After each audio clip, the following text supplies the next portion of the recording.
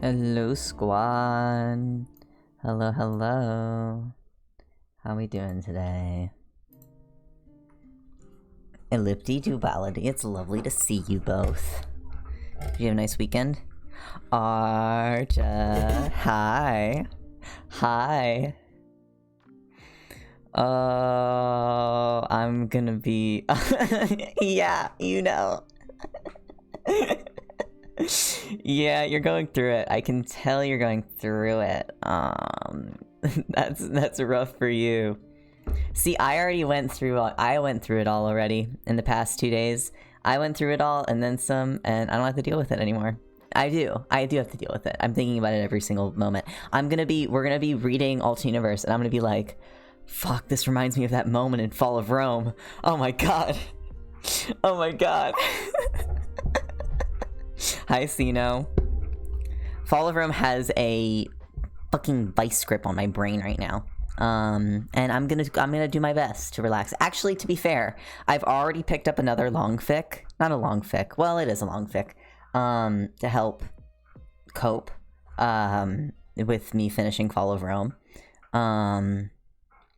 Yeah, Fall of Rome is another fic that I finished reading. I read in like 2 days. Let me find it. It's literally so fucking good. You would think, okay, werewolf fic. It's not just a werewolf AU. Not just a werewolf AU. It is so much more. It's beautiful. It's amazing. It's so well written.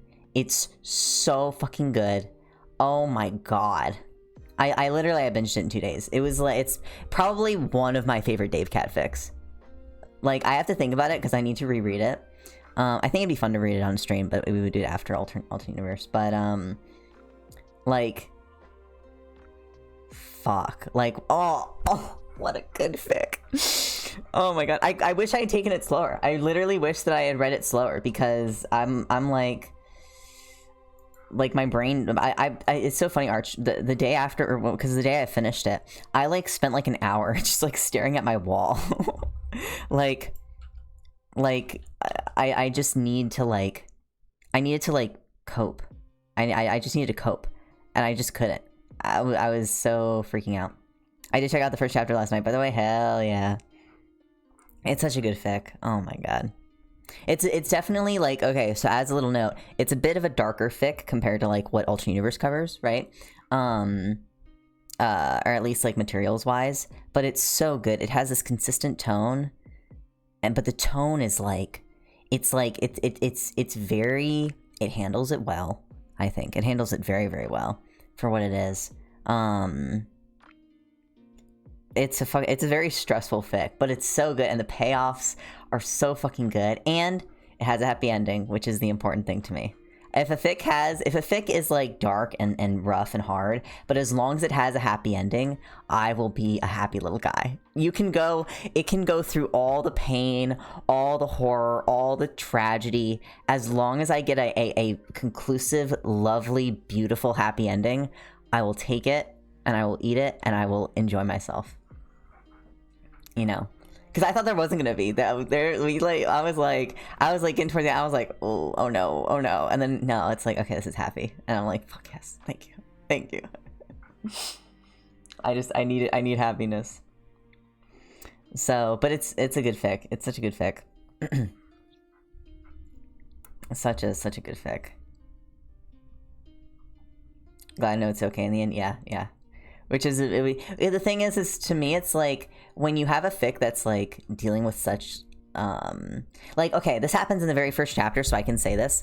If you want to be, like, really, really surprised, then you can, you know, maybe mute for the next 2 minutes. But, like, the first chapter, or the way that it opens, is recounting like, a news story that happened 3 years ago, where, Carcat gets essentially forcefully turned by a werewolf who is like a criminal, and Karkat gets used as a weapon after he gets forcefully turned. He gets thrown into a and warning for like violence, because it's like, again, with his dark stuff. He's like a kid. You know, he's in high school or middle school or something, and he gets directed into the gymnasium, and he kills like 33 students. And that's how it starts. And then it's like, okay, now present time. Like, that was like 3 years ago, like present day. And we switch to Dave's POV. And it is like, holy fuck, what? And you're like, what the fuck? And it is just, from there, it's like, holy shit. Like, so it's like, it's intense right from the start, and it sets that tone, and it maintains that tone, but it's never like treated edgy or like, you know, kind of like, I think sometimes fics can sometimes take like super crazy violence and like treat it poorly, but it treats it with the like somberness and the respect that it needs. Because Dave goes through a lot, and Dave and Karkat situations parallel each other in very specific ways, and it's like, so I can't say too much because you then start getting into spoilery stuff, but like, oh, it's so good. Yeah, and it's super hard to do that well. Yeah, and I think that Fall of Rome does it fantastically. I think it does it so well. Anyways, we're gonna talk now about alternate universe time. So I wrote the summary again like 10 minutes before stream started. Abuse needs to be handled a certain way or just becomes exploitive. Yeah, absolutely. And I think Fall of Rome does such a good job. I really think it's so well. And the Dave Cat is just beautifully done. The Dave Cat dialogue and like the dynamics are so good. It's so good. I love the way that the Dave Cat, within like the first 5 chapters, when Dave's a fucking asshole and hasn't developed as a character yet, is perfect. I love it so much. I mean, the dialogue is great throughout the whole thing, but like the beginning, when Dave's such a fucking little piece of shit teenager, it's so good. Okay, Art, go continue reading. I'll talk to you later. Keep me up to date on Discord. I love your little updates, because I'm gonna live vicariously through anybody who's reading the fic. Bye. Okay. All right, let's do a little summary of chapter 17 of Alternate Universe, because that's what we're here for. It's time for angels and demons and all that, baby. Hey, I've been so curious as to what happens next time for reading it. Hell yeah, you're here with us, non-spoiler. Also, a little fun thing, just as a note, and now we can't all read this, but Unda has now posted 22 seconds later, or at least the first part of 22 seconds later, the first chapter, from the doc that they had unofficially into stuff that's like as a second part to Alternate Universe, which is cool. Suffering Doc is now Suffering Fig True, which we can't read because it does have very late spoils. But that's just something to kind of note. Something to note for later when we do eventually get to read it.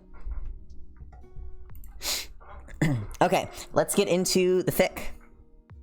The doc is 52 pages. Is everything in one chapter and answer? No. I think it's up to... Because the doc right now is...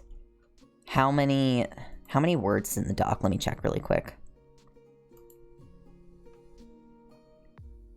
Yeah, they're definitely dividing into chapters. The doc right now is 30k words. So that's only the first 1/3 of the... Because it was 10k. The first chapter is 10k words. So it was only the first 1/3 of the document so far. It's going to be its own multiple streams. Yeah, there's no way I can read it. I was thinking like, I'll just read all the supplementary chapter or all the supplementary documents in one stream. There's no way now. That's too much. Okay, let's actually... Okay, I keep getting sidetracked. But that's okay because I started streaming a little bit early, so I gave myself time. So it's 9:05. Let's hop into the summary of last chapter. And I'm going to read the full summary because we just... we weren't... I mean, it's been a little bit. It's been over the weekend, so I'm gonna give myself... do people a favor.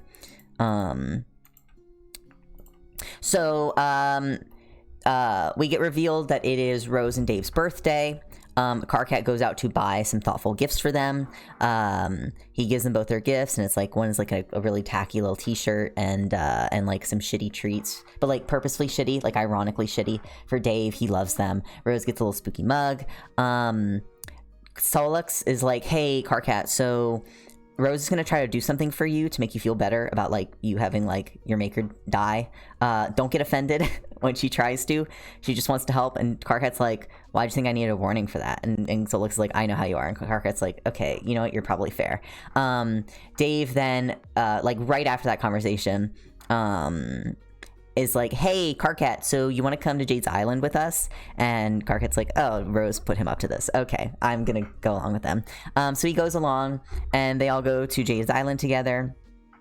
And they meet Jade's giant magic teleporting dog, Beck. And Solix's like, holy fuck, that's a hellhound.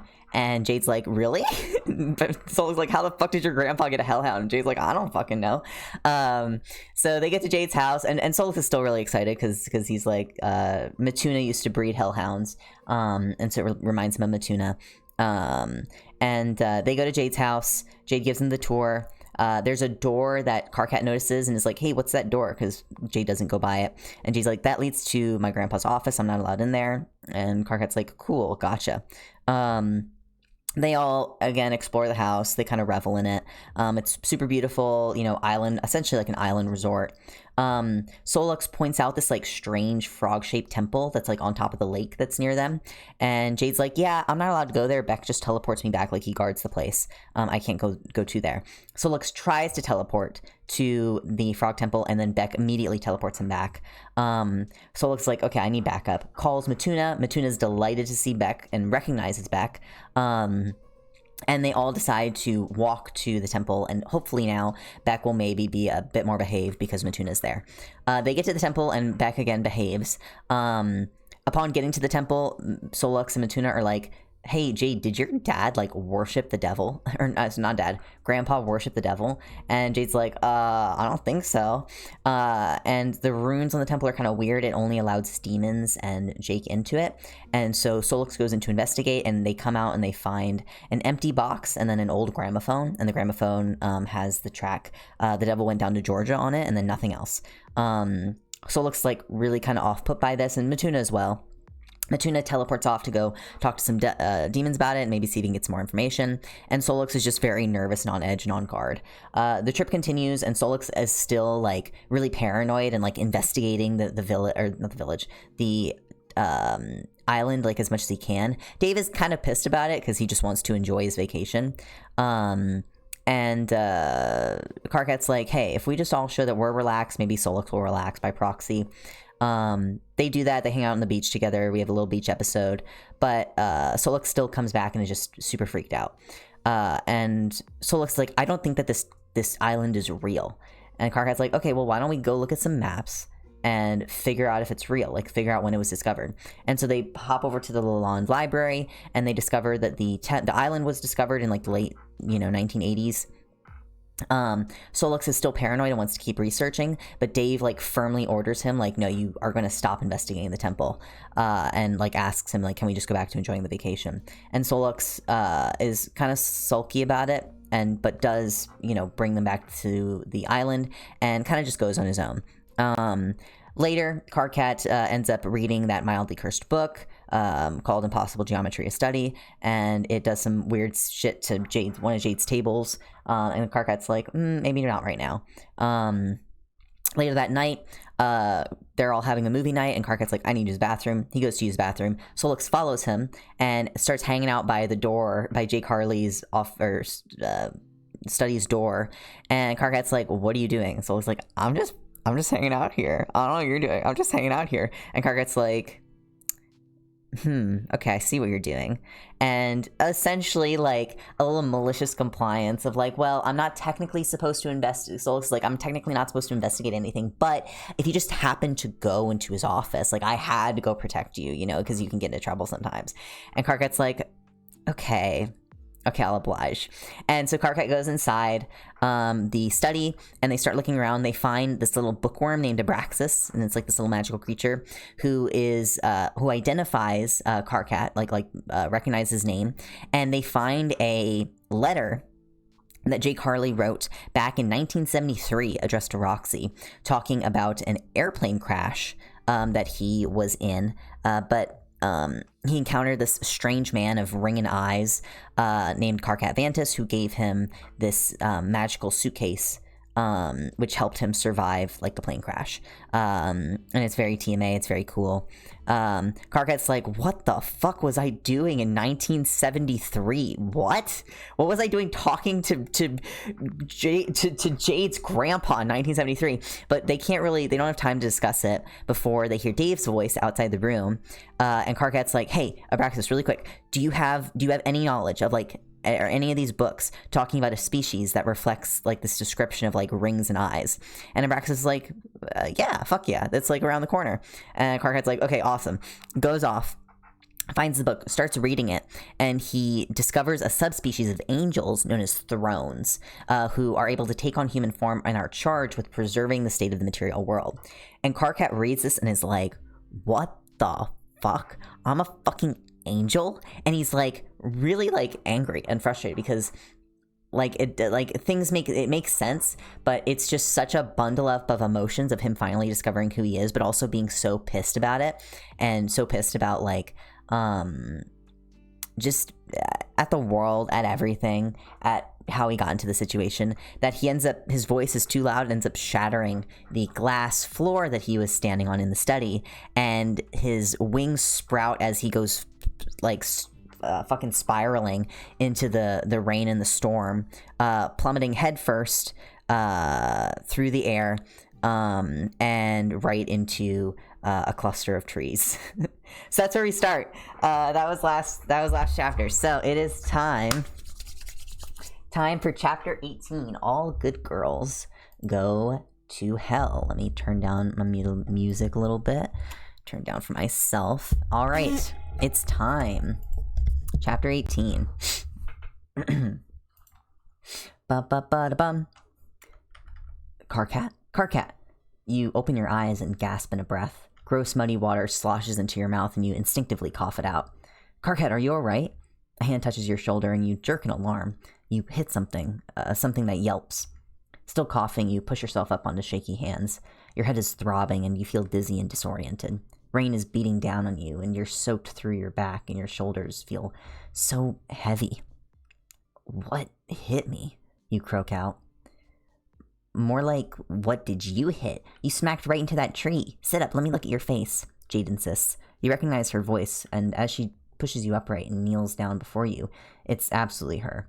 Your balance tips backwards without warning and you yelp, flailing out to try to right yourself. There's a smack and a pain flashes through your... Turning your head, you can see a sodden wing reaching out near a tree, long feathers bent and soaked in mud. That thing is attached to you. In a numb kind of shock, you reach your hand back over your shoulder and inch your fingers down the back of your shirt where your shoulder blades are. When you get there, the fabric is ripped through, and you very clearly feel where these extra limbs, these wings, connect to your back. The book, the one you just read, it said you were an angel. I think I'm gonna be sick, you mumble. That's probably the bump in the head talking. Let me see you, Jade says. She shines a flashlight from her phone in your face and pushes your fringe away from your forehead, wet and no doubt caked in mud. It sticks where she moves it. Considering you flew face first into a tree, you don't seem to be doing too bad. Are your wings hurt? Jade asks, sweeping the light over them. They're soaked with water and mostly caked with mud. I don't know anything about the fucking things, and everything hurts, you groan. Do you still feel sick? Jade asks. She's crouched in the mud, perhaps so she can spring back away if you do decide to hurl. You nod and regret it the moment you move. As you wince, the wings stuck to your back pull in closer to you, but you can feel that their mobility is hindered from the way they're being dragged through the mud. Why don't you tell me a few things since we're waiting for you to feel better? What were you doing in my grandpa's study and lab? We may as well start at the beginning before we get to you smashing everything and suddenly having wings. Jade says, perhaps a little sharply. You wince with guilt. You shouldn't have been there. I went to the bathroom and Solix followed. He clearly wanted to go into your grandpa's room, and it seemed like it was warded to keep you out. Solix was all suspicious, so I thought if we had a look, it might be better. I heard books. We found a demonic circle of something or the other. You tell her groggily. I didn't go upstairs. I was more concerned with you falling out of the building, she says. Yeah, I'm concerned with that too, you say and rub your head. You can feel the lump starting to form on your forehead. Jade's expression is one of pinched concern, but she's clearly not happy either. I'm sorry we went to your grandpa's office. We shouldn't have done that, you apologize, and Jade relaxes a little. There's no point in worrying about that now. Tell me what else happened. Rose found a worm inside some books. What's that about? Jade presses on with more questions. Abraxas. I must have... Shit, the glass shattering. Damn it, is it okay? You ask. Rose picked the thing up. I went looking for you. I think everyone went out looking for you, but I went off first, she explains. How'd you find me? You ask. It's dark and stormy, and you fell and flew down to wherever you are now. Are you kidding me? Jade laughs. I've been on this island for my whole life until starting school with you. I know how to track things. Besides, which I saw what direction you went in, and you clipped a fair few trees higher up before you smacked right into this one. Well, I'm glad you found me, you tell her and rub your sore head again. You get wings and the first thing you do is fly into a tree. Great job, Carcat. What happened then? Keep talking, Jade reminds you. Right, so we found Abraxas, the bookworm. It seems like he was in your grandpa's libraries and letters, so... Sorry, I said he. I don't know what Abraxas is. You frown. Carcat, your concern is sweet, but you have head trauma and you were just telling me about the very important breaking and entering you did. Maybe talk to the swarm later and have that conversation then, Jade sighs. Right, sorry. Well, Abraxas asked our names and said that there was already something in the library about me. I saved your grandpa from spending forever stuck at sea after a plane crash, apparently. I don't remember shit about it, but the letter had a description of me, and I asked Abraxas to find anything else referencing that, so I went down to that bottom level looking for the book, and I found it, and it said what I was, you explain. An angel, Jade nods. You stare at her. Did she know somehow before this? Was this the kind of thing she couldn't tell you because you didn't know, like Solix? Carcat, you have giant wings sticking out of your back, and since you're not a horse, I can rule out you being a Pegasus. I'm going to be nice and put that down to the head trauma. Jade snorts in amusement. Right, wings. As you think about them, they twitch slightly. You wish they wouldn't. Right, well, that's about it, you say. Jade nods and you shiver as the rain continues dripping down on you through the leaves above you. Alright, I'll let the others know where we are. Solix can probably pick us up if he's with Beck. I'm not sure that you should just walk back, Jade says and types away on her phone. Carefully you look around at one of your wings. Even in the dark you can see that they're huge, and you've no idea how you're going to walk around with them. Maybe you can make them go away? You can't go back to school like this. You can't go anywhere like this. Without warning, Jade stands up, puts 2 fingers in her mouth, and whistles loudly enough to make you wince. There's a multicolored flash and a bark from behind you. Carcat! Solix exclaims, suddenly in front of you. He looks worried for you. His fangs are digging into his bottom lip nervously as he looks you over. You reach out and grab hold of his shirt, and then you shake him. I'm a fucking angel? You shout at him. Jade curses and claps her hands over her ears. I couldn't tell you, Solix yelps. Can you maybe not nearly deafen me twice in 1 hour, please? Jade snaps at you. Sorry, you say hastily, but you still keep your hands tight on Solix's shirt. Solix leans in and looks at your forehead with concern, his eyes scanning your features with an expression that's way too tender for how angry you want to be at him. He turns his attention to your wings next. Are they hurt? Why don't you put them away? He asks. Put them... What? How do I do that? You demand. I don't know. You just pull them in. I don't know how it works. I don't have wings, Solix says defensively. You try to tuck the things closer to you, but they're just dragging through the mud. Solix helps you get to your feet, his hands continuing to hold yours when you're up so you stay steady. The wings feel odd to you, like when you fall asleep on your arm and it goes dead. You can still feel and manipulate it, but it's clunky and strange. With effort, you manage to pull them tight together, but all that happens is that you're now dripping mud and water in a smaller area. They're still here, you hiss. I don't know. I thought you'd remember things when this happened. When you worked out what you are, Solix says helplessly. Shit, this isn't his fault. I think we should get back to the house. Carquette's hurt and covered in mud. Maybe we can fix things back there, but there's no way we can out here. I'll go round up Dave and Rose. They might get lost in the storm if I don't. You take him back and see what you can do, Jade says with confidence. She's a plan, and without waiting for your agreement, she strides off into the dark forest with the hellhound at her heels. Come on, Solix says gently. He steps closer to you and wraps his arms around your middle, holding you close to him. With a flash, the world changes and you're outside Jade's house. He takes you through the front door, or tries to anyway. Your wings have relaxed slightly, with you not thinking so much about them, so you bang right into the doorframe and swear loudly. The whole journey is like that, as Solix leads you up a bunch of stairs and into a large bathroom. He takes you to the combination bath and shower, and then vanishes. There is no way that you're getting in there. You can barely walk without slamming into things. There's no way you can navigate a shower on your own. Just as you're thinking that, Solix comes back with a tall stool in his hand. He sets it by the bathtub and floats behind you. Your shirt's pretty much dead already, so Solix trails off. You feel the tug of claws on fabric and the tearing sound it makes as he pulls your shirt in two at the back. Solix stands before you again and slides the sodden and ruined thing off of you and drops it to the floor. Your jeans are ripped at the knee and plastered with mud. If it wasn't for the head injury and total shock you're dealing with, you might have some more thoughts about Solix unbuttoning your jeans. As it is, all you think is that you're glad he didn't rip those too. I wanted to tell you, he says softly and drags the tall chair over. You couldn't. I know. You don't even know where you're going with this, so instead you just get onto the chair when Solix nudges you to do so. I don't really know how the mechanical stuff of being an angel works. I never was one. Most demons weren't. I just know you can make the wings go away, he tells you. Very carefully, he lifts one of the wings, and then the other, so they're hanging over and into the bathtub. I can't believe this is what I am, you mutter. Angels have a pretty good reputation, but you sound disappointed, Solix notes in a voice that seems carefully neutral to your ears.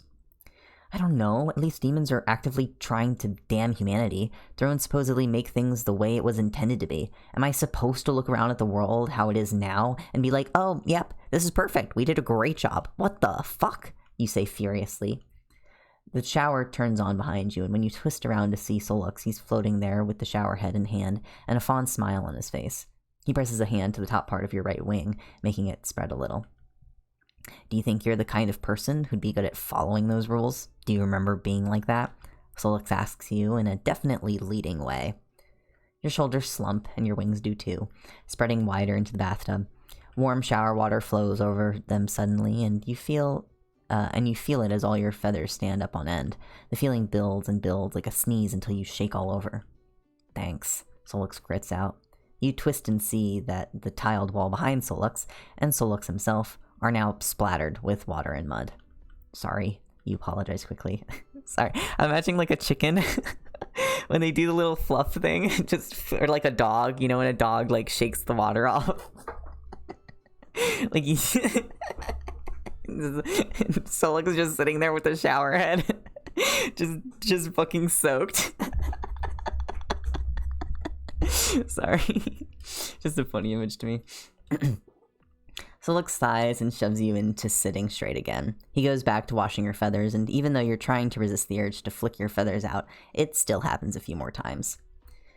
If it's any consolation, I don't fit with a lot of demons very well either, he tells you. He's not like most of them, and neither are you. If Jake's letter is to be believed, then you took the chance to minimize his suffering, something you probably weren't supposed to do, but you did it. Solix's claws rake gently between your feathers, working the mud out from everywhere you ground it in. You wince when his fingers find spots near the arch. You don't know the terms. If it was an arm, it'd be the bit between your elbow and shoulder. Part of that is bruised from your journey through the foliage and into the trunk of the tree. Do the others know? You mumble, as Solix carefully tips your head back so he can rinse the mud from your hair. Jade told them you have wings, and Rose is always too smart for her own good. They know. Solix answers you and shifts to the other wing. What would have happened if what are the rules with us? Can angels date demons, you wonder? It's complicated for me, and I don't know how your side was exactly, but I can get you answers, Solix tells you. How, you ask. Solux's fingers still for a moment in your wing, pause between feathers. The moment passes, and his methodical care continues. I know a guy, he says finally. The shower switches off, and Solux walks around into your line of sight again. Stay here, he tells you, and vanishes again. The urge to flick your feathers out rises within you again, and since Solux isn't here, you give in to it, your wings fluttering at speed and misting everything with water. It's great until Solux reappears just in time to get a load of wet feathers to the face. The look on Solux's face is so deeply offended that even though all of your shock and disbelief at the situation, you find yourself, in the end, laughing. Well, I'm glad you find that funny, Solux mutters, and pulls you off the stool and onto your feet. He's got something in his hand, a hairdryer. Sorry, you apologize. I doubt it. Unfold this one. Solux sighs and nudges your left wing into his fingers. With a little focus, you manage to consciously unfurl your left wing. It really is huge, impractically large if you had to describe it. Solux spreads it a little more with one hand and then drops the power cable to the airdryer. He wraps the end of his tails around it and then flicks the thing into life. Hot air flows over your bedraggled feathers. Excuse me. With care and patience, he combs his claws between each feather without pulling them or scratching the skin underneath. It tingles under your skin, hot in ways that can't be explained just from the hairdryer. Ah, you hiss, as Solix's claws touch a sore spot on your wing. It feels like a nasty bruise coming up. Sorry, is that better? He asks, gently working around the injury and just drying the feathers around it with a hairdryer. Yeah, I must have hit a few things, you say. He nods and keeps working along your wings. You watch him with a kind of wonder building inside of you. He's obviously familiar with your wings. He knows his way around them and how to touch them without hurting. It feels nice, actually. This clearly isn't new to him, so in the past when you were together, you must have let him touch the things. He's being so diligent and gentle with you, completely focused on what he's doing. You, on the other hand, are scared, hurt, and vulnerable. Even though these things are part of your body, you don't know how to use them, and purposefully moving them requires active thought. And if you don't, they do their own thing and startle you. You're clumsy and awkward, and again, very vulnerable. But Solux isn't teasing you for it, or even saying how much better this will be for him now that you know what you are. He's looking after you. You're weak, and he's refusing to take advantage of that at all. Solux turns off the hairdryer, running his fingers through your mostly dry and warm feathers on the part of your wing that he's been working on. You think he's checking that he hasn't missed anywhere. I'm not taking it back, you tell him abruptly. Taking what back? He asks, clearly thrown by your words. Trusting you, giving you permission for anything. I'm not taking it back. You elaborate for him. Carcat, Solux says, so flustered that he can't seem to get a whole sentence together. No, I don't remember shit before the event, and honestly, there's a lot that's making me think that I'm not missing a lot, at least with the memories of certain people. It sucks that I can't remember us. The first time we met, or how we got together, how any of that worked with me being an angel and you being a demon. I wish I knew that, but I don't. You can't tell me either, which sucks for both of us, you tell him. That's not your fault, he assures you. That's good to know, but it still sucks. My point is that I trust you. I mean, right now, I'm vulnerable as shit, I'm uncoordinated, I'm scared, I'm alone, you have a knife that could kill me instantly, and I've given you permission to do anything to me. But you're doing this, you tell him, and flex your now almost completely dry wing. So no, I'm not taking it back, you tell him. You won't be swayed on this. Solux is staring at you, all his eyes wide in shock, or maybe he's just overwhelmed. Carcat, he starts. There's a distant bang, and you can hear your name shouted from downstairs. Solux groans and tips his head back. Shit timing, great. Look, Solux hesitates for a moment and throws himself at you. He's careful not to knock you over, at least not physically. The way he kisses you feels like it's set you on fire, like it's electricity running through your veins, and who knows, maybe it is. Maybe the way he kisses you affects you this way because you're so literally opposite. It could be like matter and antimatter thing. As quickly as he threw himself at you, he pulls back, flicks the hairdryer back on, and looks innocently busy with your other wing when Rose bursts through the door like she's leading an FBI raid on a terrorist hideout or something.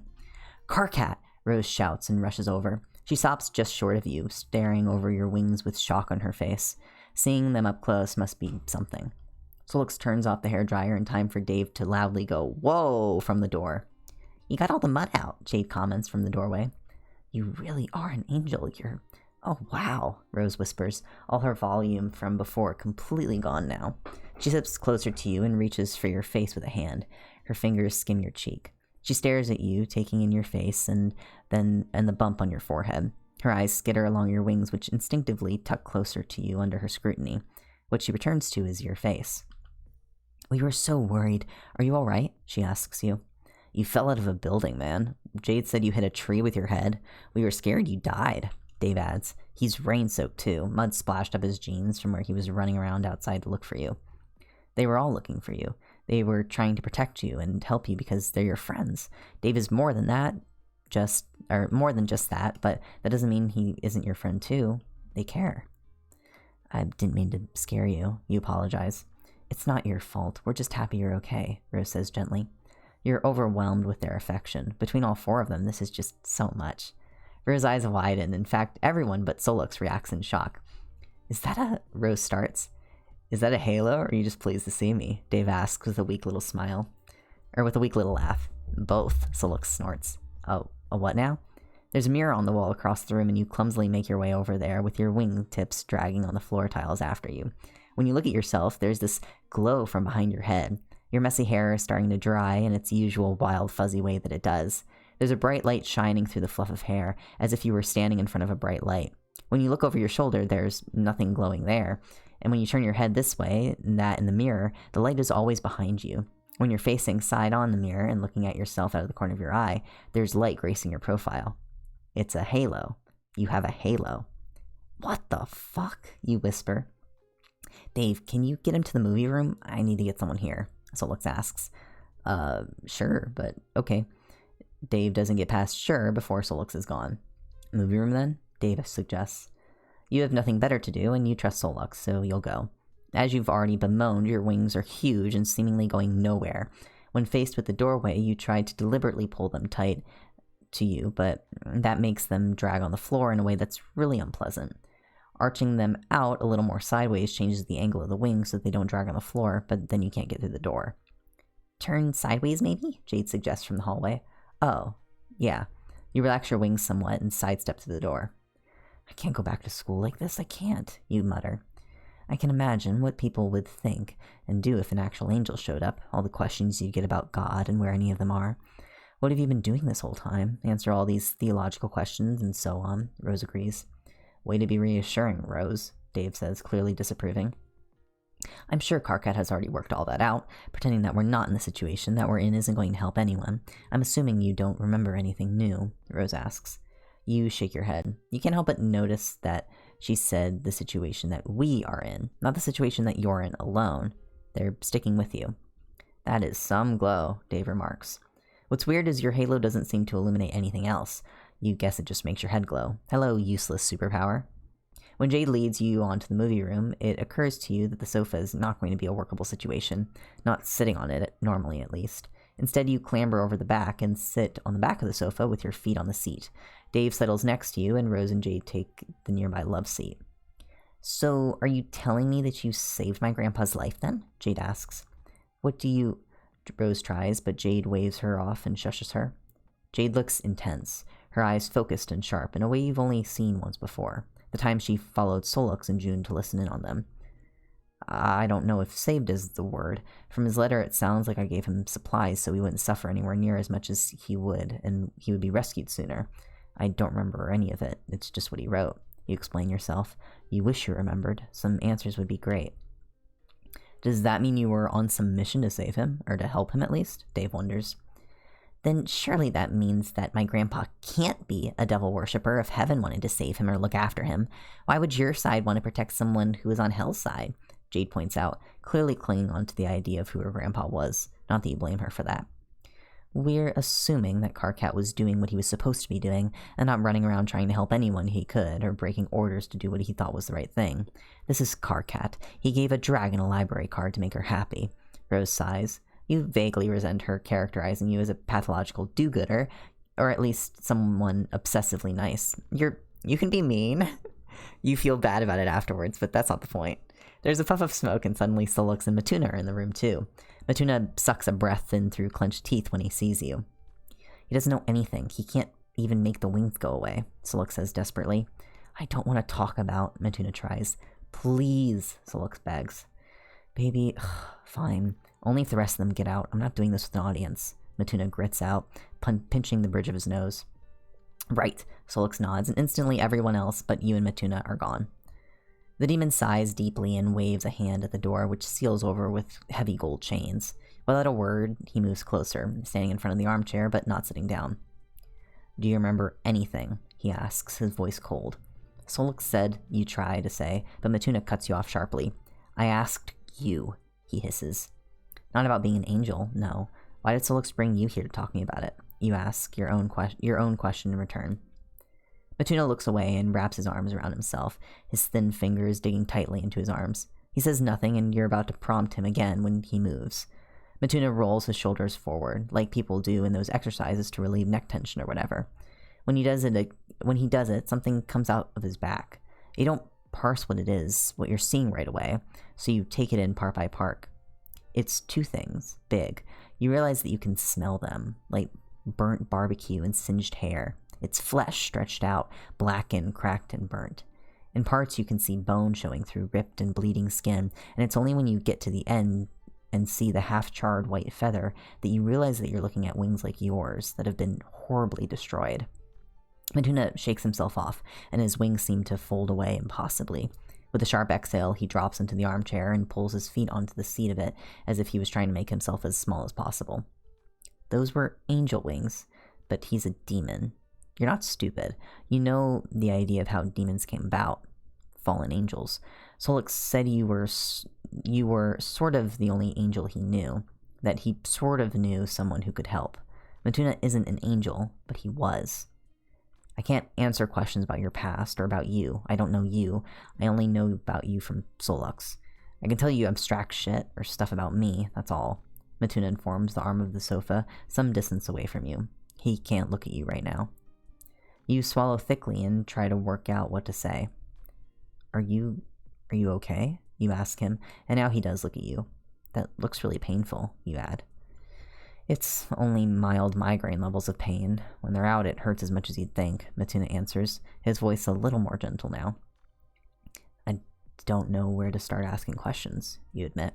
Pick anything. Start somewhere, he shrugs. Alright, how do you do what you did? Put them away. How do I turn this off? You ask, gesturing at your wings and your head. You just fold them away, I guess? Matuna shrugs. You clench your wings in tight to your body, but nothing happens. No, more than that, he says. You squeeze tighter and nothing continues to be what is taking place here.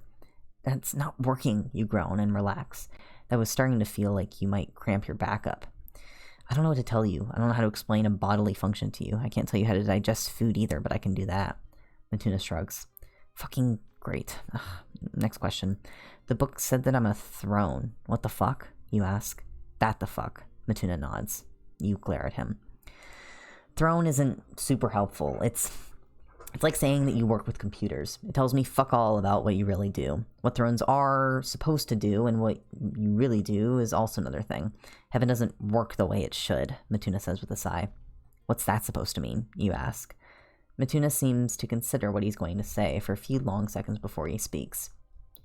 In hell, there's a hierarchy, a chain of command. People have jobs that they do, and there's clear instructions from above about what happens. There's leadership, teams, projects, goals, timelines for when things get done, Matuna tells you. You make it sound really corporate, you say. Pretty much. His leadership might be evil, uncaring, and can turn on a dime, but there is leadership. Heaven, not so much. Everything was set up before my time. Creation, mythos, etc. Angels were given an understanding of what their job was supposed to be, and for the most part, that was it. The Almighty intervened literally once in a whole time I was there, and I'm thousands of years old. If Earth is a test for how humans behave, then the same applied to us, Matuna says bitterly. You were just left, alone? Do whatever you're supposed to do with your supernatural powers, trusting your own judgment and whatever you'd been told before? You say in disbelief. Matuna nods. That's anarchy. No wonder everything sucks, you breathe in horror. Imagine a crossover between literal holier-than-thou suburban upper-middle-class church communities, the kind who say fudge instead of fuck, but would also call cops on a homeless guy. Cross that with the most pretentious philosophy class. That's the basic picture. Then add an eternity of, we've always done it this way, and a smug sense of superiority, and you have that place. Not to mention that that there's the fact that if someone's found doing the wrong thing, you fall and get to be a cautionary tale. Matuna hisses. Wow. Fuck that. I've had vague dreams about my maker in that place, and I was miserable there. I guess I know why, you say. Wow. Just, wow. It explains some things for sure, but you really wish that wasn't how things were. Well, you'd probably ended up down here below at some point if you kept that up, Matuna says with a shrug. So, if one of the things thrones do is maintain the world how it's supposed to be, does that mean doing whatever the others decided the world should look like? You wonder. About the only thing angels would manage to agree on was stopping whatever hell was trying to do, because hell is bad. That's the thing they agree on. Other than that, actually interfering is frowned upon, unless it's very special cases that they've worked out was part of the plan, Matuna explains. So, I was probably doing that in secret then. Spade, Slick, and Arati already knew me, and I helped out Jade's grandpa, so you trail off. If you wanted to help people and not mess up the plan, then not saving people who are destined to die there, for sure, would be a way to do it. Not what I did, but it works. He nods. You try to decide if you should ask what you want to ask. It seems like a dick move, but you feel you need to know. You can always say no, right? What did you do? What happened to cause... You trail off, gesturing vaguely to him. Matuna shuts his eyes, leans his head back on the armchair, and stays still for what seems like a good minute or two. When he does speak, his voice is quiet. The Almighty didn't interfere much, like I said, but having offspring is something that requires some participation, he says slowly. Oh, Christ, both in the sense of you blaspheming in shock at what he's saying, and literally that being the thing he's discussing. I wasn't the one coming down delivering the news to her. Like, hey, I know no one asked you, and apparently consent doesn't count for a god, but guess what's happening to you in 9 months? Yeah, no, not me. He was born, star, wiseman, whatever, deadbeat deity, and fucked back off to wherever, and wasn't answering any questions except for responding shit like, what do you think, and that crap. So he was left there, Matuna explains. That seems like a horrible oversight. Give what is technically a demigod a bunch of powers and no guidance. Sure, that's how the Greek pantheon tended to roll, but that also really went badly a lot of the time. Babies are fine for that sort of thing, even kids. When you get older and you're an adult, especially for the time, you start running into problems. Like, why is the Son of God such a socialist? Why is he healing all those gross people and putting all these anti-authority views? People who are an authority, like angels, get twitchy about that. So I got sent down to keep an eye on him, Matuna goes on. Like you were his parole officer or something? That's so fucked, you say in horror, and Matuna laughs. Pretty much. Didn't work out that way, though. I wasn't big on other angels and authority anyway. I already knew it was all shit, but damn, he was good at making you question if you were really doing the right thing. A lot less smiting the wicked and more caring for other people. He wasn't even big on his divine parentage either. Always said that it'd be nice if he got some kind of sign about what he was supposed to be doing, but nothing ever came. Had this joke about how he was perpetually signless. It stuck as a name, at least, between me and his family. Signless. A joke and a fuck you at the same time. That kind of thing. Matuna smiles, though it's sad. You don't need to ask what happened. There's literally a whole religion about that, and you've seen what obviously happened to Matuna. The demon and former angel across from you leans forward, looking at the floor instead of you. I found out what the big plan was. Sacrificing a guy who didn't ask for any of it. Who never did anything wrong for some big chess move all done by people who didn't give a fuck about anyone else down here more than a number on a score sheet. It was all some big plan. No one cared about how he felt about it, or what it'd do to his family, his friends, or to me. I told them the plan was fucked and went back down here, determined to stop it. They were pretty lax on control usually. Watching people wasn't their thing, because that implied they didn't already know. But I attracted attention. He goes on. He laughs bitterly and grips his hands together, like an angry prayer with his fingers locked together instead of the calm press of a hand you see in paintings. They're not big on people defying rules and orders, or people trying to stop the divine plan. I think the fact that I was in love with the guy and had been dating him for the last few years didn't help either. Like, hey, no one technically told me I couldn't bone the Son of God, but it was probably implied, Matuna laughs. It's a desperate and kind of sad sound. So, they killed him anyway. You whisper. They made me watch, dragged me down there, made it so he was the only one who could see me, but no one else could. Do you know how long it takes to... Matuna cuts himself off. So I fell. I didn't want to be up there anyway, and I was willing to destroy whatever, because fuck all of them.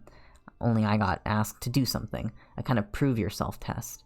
They had their martyr now, but the whole family would be even more tragic, make them saints, show them that even humans could be like us if they do what their betters say they should. That was Heaven's play. You've got to let them think he's dead for good, and then yank him away when he comes back for the optics of the whole thing. Gotta pull that tragedy angle. Who cares how much it hurts them? So hell wants the opposite. Tempt his family, break them, and drag them down to hell. Even people who lived with divinity end up in hell. None of you are safe, for the optics of it all. Matuna spits the words out, his loathing clear as day. What did you do? You whisper. Neither side gets them. Fuck both of them. You only go one place or the other if you die. I made them immortal. Nearly enough, anyway. Made it clear they needed to jack up points with some of their deities, so even if they did die, there'd be a custody battle for millennia over their souls. Matuna says with a violent smile. Oh, shit. That's genius. You say in awe and crawl closer to him.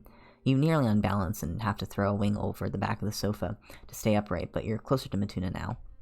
Yeah, well, gotta say that he didn't think the same. Got banished. Eternity at the edge of hell, so I was supposed to go nuts on my own.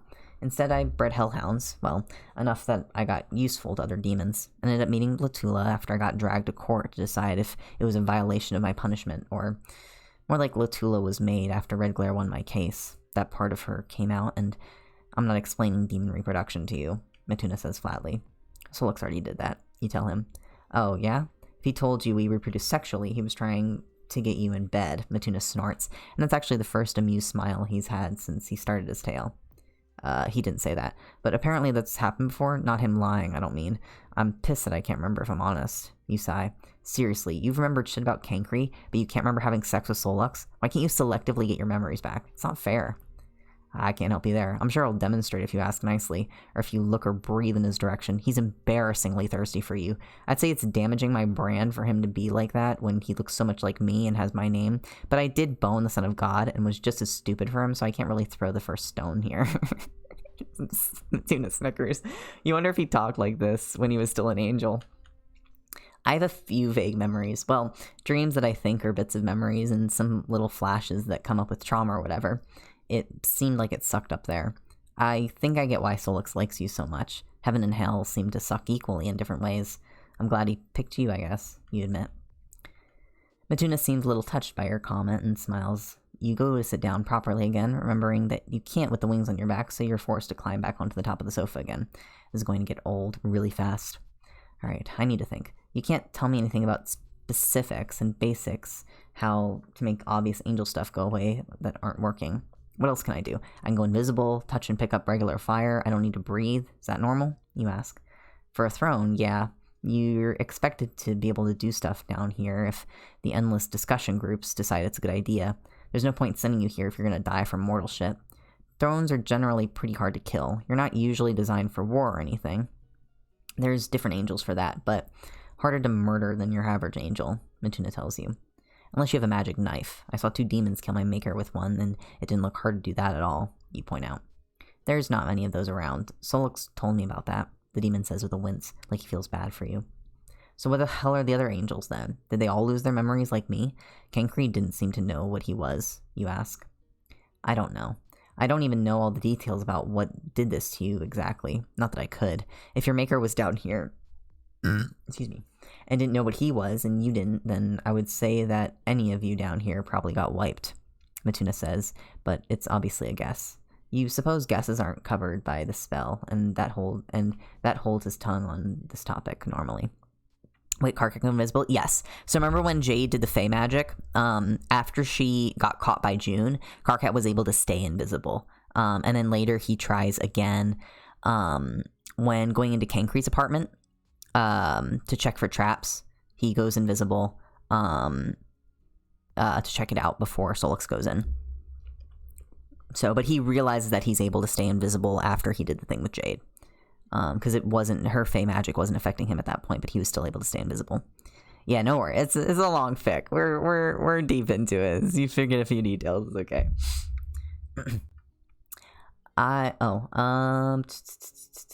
And the rest of the angels are probably in heaven endlessly debating and doing fuck all, right? You groan. I wouldn't know, but that wouldn't surprise me at all, Matuna says with a bitter laugh and a shake of his head. You should be careful about showing off what you are around other demons. You belonging more on our side and being connected to who you are is going to protect you usually, but the order to kill any angel on sight is still going, and it's not going to change. If someone doesn't know who you are, they'll try to kill you. We don't want angels fucking around with anything down here, Matuna warns you. They would want to undo things, right? Which means that it's someone on your side who did this, or at least benefited from it, you guess. Matuna stares at you silently, his jaw twitching with how tight it's clamped shut. As much as I want some of my memories back, I'm starting to think that undoing whatever spell did all this would be a very bad idea. Solux obviously wants me to remember things, but he doesn't seem to be trying to change things for anyone else. If he's trying to keep things how they are now, then I'm not going to get in his way, you say slowly, watching Matuna's tense expression as you talk. That's good, Matuna nods. You're about to say something else along the lines of how you'd even be willing to help if Solux can think of something for you to do, but Matuna keeps talking. I hate to break up relationships, and me killing you for trying to undo all the stuff would suck. Solux sure as shit wouldn't be happy, even if he did kill my Moirail. It's not like I'd do it for revenge. He didn't have a choice, and I wouldn't either, Matuna tells you, his voice perfectly level. Your wings pull close as the threat sinks in for what it is. I wouldn't be thrilled either, you say in a small voice. Then let's not do that. I'm going to bail. This was a lot. Matuna mutters that last part and heaves himself out of the armchair. Clumsily, you flutter and stumble off the sofa and grab a hold of his shirt. Matuna, you hesitate, and the way he stares at you pins you in place. I'm sorry for what they did to you and to him. You didn't deserve any of that. Thank you for telling me about it and coming here to help. I'm sure it hurt, you say. You don't need to be sorry. It's not like you did any of that. It's pretty obvious that you're not as old as I am. You probably weren't even around then, he says with a frown. That's not the point. What both sides did to you was fucking disgusting. You didn't do anything wrong. I sure as shit don't want to be in the service of any side that said you did and then punished you like that. You insist. Matuna's mouth opens slightly and you hear him give a little sigh. I can see why he likes you, Matuna says softly. I'm pretty sure Solux says he hates me. You laugh. And I can see why Solux hates you too. Too sincere, all hard on your sleeve, and caring too much. Thanks for the thought, though, I guess. Good luck with figuring out how to not look like what you are. Matuna nods and then teleports away. The door into the room is now unchained, but you're not really in a hurry to leave after everything Matuna unloaded on you. It's almost a relief in a way to hear that heaven and angels suck. It answers a lot of questions, and the fact that you didn't want to be associated with them at all at least reassures you that you weren't like that. Your head is still throbbing with a kind of bassy pain that thrums around in your skull. Matuna said you were hard to kill, but that doesn't mean things don't hurt still, right? This whole situation is a mess. You should talk to the others and should really talk to Jade. You owe her a big apology for bursting in on her dead grandpa's room and trashing his stuff. That last part was an accident, but you chose the rest. What a mess. Curiously, you look around at one of your wings. You manage to move it so it curves around in front of you. It requires a little focus, not unlike patting your head and rubbing your stomach, but you can do it. It feels like these wings can't possibly be yours, but when you touch them, you can feel it. You flex them a little, moving unfamiliar muscles. It's not as if these things are going away anytime soon, so you at least need to get used to them. You open the door out of the movie room, and now that Matuna's chains are gone, and on the other side of the dark hallway greets you. You freeze on instinct and and it takes literal seconds before you can make out Jade in the space your eyes keep skipping over. Her eyes peer first, unnaturally green and pinning you in place. As you focus, you're aware of how very inhuman she can be. Not that you're one to talk on that subject. Jade, you say redundantly. You kicked me out of a room in my home when I let you stay here to help you.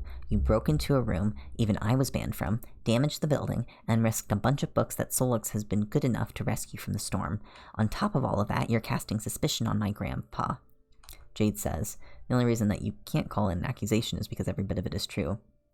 I'm sorry, I really am. You apologize. So you admit wrongdoing, and that you were in my debt, Jade says, her voice sharp. The Fae in debts, you should have known better, and maybe there's still some way you can get out of it, even as you feel the noose of your obligation to Jade tightening around your neck. But you do owe her. You did wrong her, and you want to be able to say that you're the kind of person who fixes his mistakes. You want to do the right thing, not just say that you do. Yes, I do. Obviously, I'm kind of Going through a lot here, you say with a gesture to your presumably still glowing halo around your head and the wings behind you. That doesn't mean I can just treat you like a background character in my personal drama. It makes me a shitty friend, so tell me how to make it up to you, you say, sincerely. Some of the tension in Jade's shoulders ease, and she shakes her head a little. Geez, Carcat, you're such a sap. But since you offered, I would like your help with something. Jade grins. She's not nearly as put out as she just let you think, is she? And what's that? Fucking hell, you hiss as you try to leave the movie room, and your wing catches on the doorway again. The sooner you work out how to bring these things in and out, the better. I want to work out what happened with my grandpa, what his life was before me, why we're on this island of all places, and what's with that temple. It doesn't sound like humans just get given hellhounds like Beck for no reason, and that's wildly suspicious, Jade says. You just got mad because we were suspicious of that exact thing, you protest. Yeah, but he's my grandpa. I can be suspicious of him all I like. He's family. Jade grins. God damn it, fine. I'll help you however I can, you sigh. Good, how's your head feeling? Jade asks and reaches to feel out the lump that's now formed. Like I smacked into a big old tree at incredible speed head first, you groan. It still throbs something fierce behind your eyes. Funny that, Jade giggles. I don't know about angel anatomy much, but you smacked your head pretty hard. You should probably stay awake for a while, maybe eat something. You should maybe have Solix wake you up a few times in the night just to be sure you're okay. It's not like he sleeps at night anyway. I don't think he needs to sleep. He just likes it. You agree? It's funny. Beck sleeps with me when it's usually stormy like this. When I was little, he used to sleep with me all the time. At least I thought he was sleeping. Turned out he was awake the whole time. He was just guarding me when I was vulnerable. I think Solix does the same. I've never seen him asleep when Dave is. Jade says. You wonder which it is. Whether Solix cares so much about Dave that he can't bear to leave him alone and vulnerable by sleeping at the same time, or if he can't sleep comfortably unless he has someone he trusts nearby and awake. Jade nudges you towards the kitchen and heads back off upstairs. You can't prove it, and you didn't say where she was going, but you'd be surprised if she wasn't going through things in her grandpa's room. When you get to the kitchen, you wonder if there's a reason for that. There's gotta be something, Dave says to Solux. Not much more than I'm already doing. Matuna should. Solux cuts himself off when he sees you step into the kitchen. You do it sideways so you don't bump your wings. Again. Carcat, Dave exclaims when he sees you, tipped off to your presence by Solux's sudden stop. Matuna's gone. I don't know if you wanted to talk to him to Solux, or you trail off. I dragged him here for you. Didn't he help? Solux asks. I don't know. Do I still look like an angry swan? For some reason, or for someone with as many eyes as you do, it doesn't seem like you're observant at all, you retort. Ha! He says, as if he doesn't have way more eyes than I do, and didn't even realize his own species. Solux cackles. Yeah, on that subject, he doesn't look a lot like the picture in that book, Dave points out. Alternate forms, which, side note, if you work out how to change into that, I would avoid doing it near humans, unless you want to risk driving them insane or making them claw their eyes out. Solux warns you, even though his tone is far too casual. You eye Dave nervously. You don't want to do that to him at all. Great, my existence is just the shitty gift that keeps on giving, you grumble and sit down next to Dave. Dave twists around in his seat and looks at you carefully. He reaches for one of your wings. Slowly and deliberately, you could stop him if you wanted. Or so you could stop him if you wanted. His fingertips graze a recently blow-dried feather and smooths them gently over. He liked birds back in his home in New York, didn't he? I know this all kind of sucks, but I like them. Now, you know what you are, and you can get more answers. You don't have to wonder all the time. We still like you too, right? We still like you too, right? Dave says and looks at Solux, clearly prompting him to reassure you. Hate you, Solux says. It's funny, if anyone else said that, they'd hate you, then you'd be hurt. If Dave said he hated you, it'd make you cry. At least if he was sincere and not joking, because you stole the last spring roll off of a plate at dinner or something. But when Solux says it, you get what he means. It's the same word, but different meanings. It's trust and understanding and recognition in there. He knew what you were, and how that should have been antithetical to everything he was supposed to be. But you don't think you're much of a typical angel, and he's no normal demon. Maybe Matuna's right, and if things had gone on, you would have fallen, become a demon like him. But if you deserve to fall, then Solux deserves to rise, you suppose. It's not as if he belongs in heaven either, no more than you really belong in hell. Maybe it's nice that you're on Earth, halfway between the two. Sleeping is tricky. You have 2 extra limbs to account for, and they don't like being crushed underneath you, so you have to sleep face down. Solix agrees to wake you up a few times in the night to check that your brain hasn't gone scrambled eggs, and it's funny. If it wasn't for his eyes, the room would be completely pitch black, because there's no streetlights outside either. No light pollution. And no moon. Until there is. You are high in the sky, so high that your breath would freeze if you bothered to breathe up here. Above you, the moon looms, huge and white. You can't see it from heaven, and it's always seemed to do wonderful things to Earth. Like, right now, you can look down over a lake and see the way the white orb reflects off the surface. You drift to Earth, disguise yourself, and search. You know that she's around here somewhere, but the seer is remarkably hard to track down, and you've been looking for months, whenever you can get the chance to come down here. When she meets your eyes across the table of an outdoor restaurant, you don't think that you tracked her down. You're pretty sure she saw you coming and decided to meet you. The table is set for 2, and there's already food and drink laid out for you both. You know how old she is, but it's funny. You could be classmates from how you both look. Maybe that's what passersby will think. You're sort of envious of that life. You've watched people in schools before, learning and living their lives. Sometimes you sneak out and nudge people just so into something good for them, or out of the way of something bad. It would be nice. The seer raises her drink to have a sip and watches you over the top of it, her purple eyes boring into you. The food really is great. You should try it, she says, cutting you off just before you speak, but not so you'd begun speaking and could accuse her of interrupting.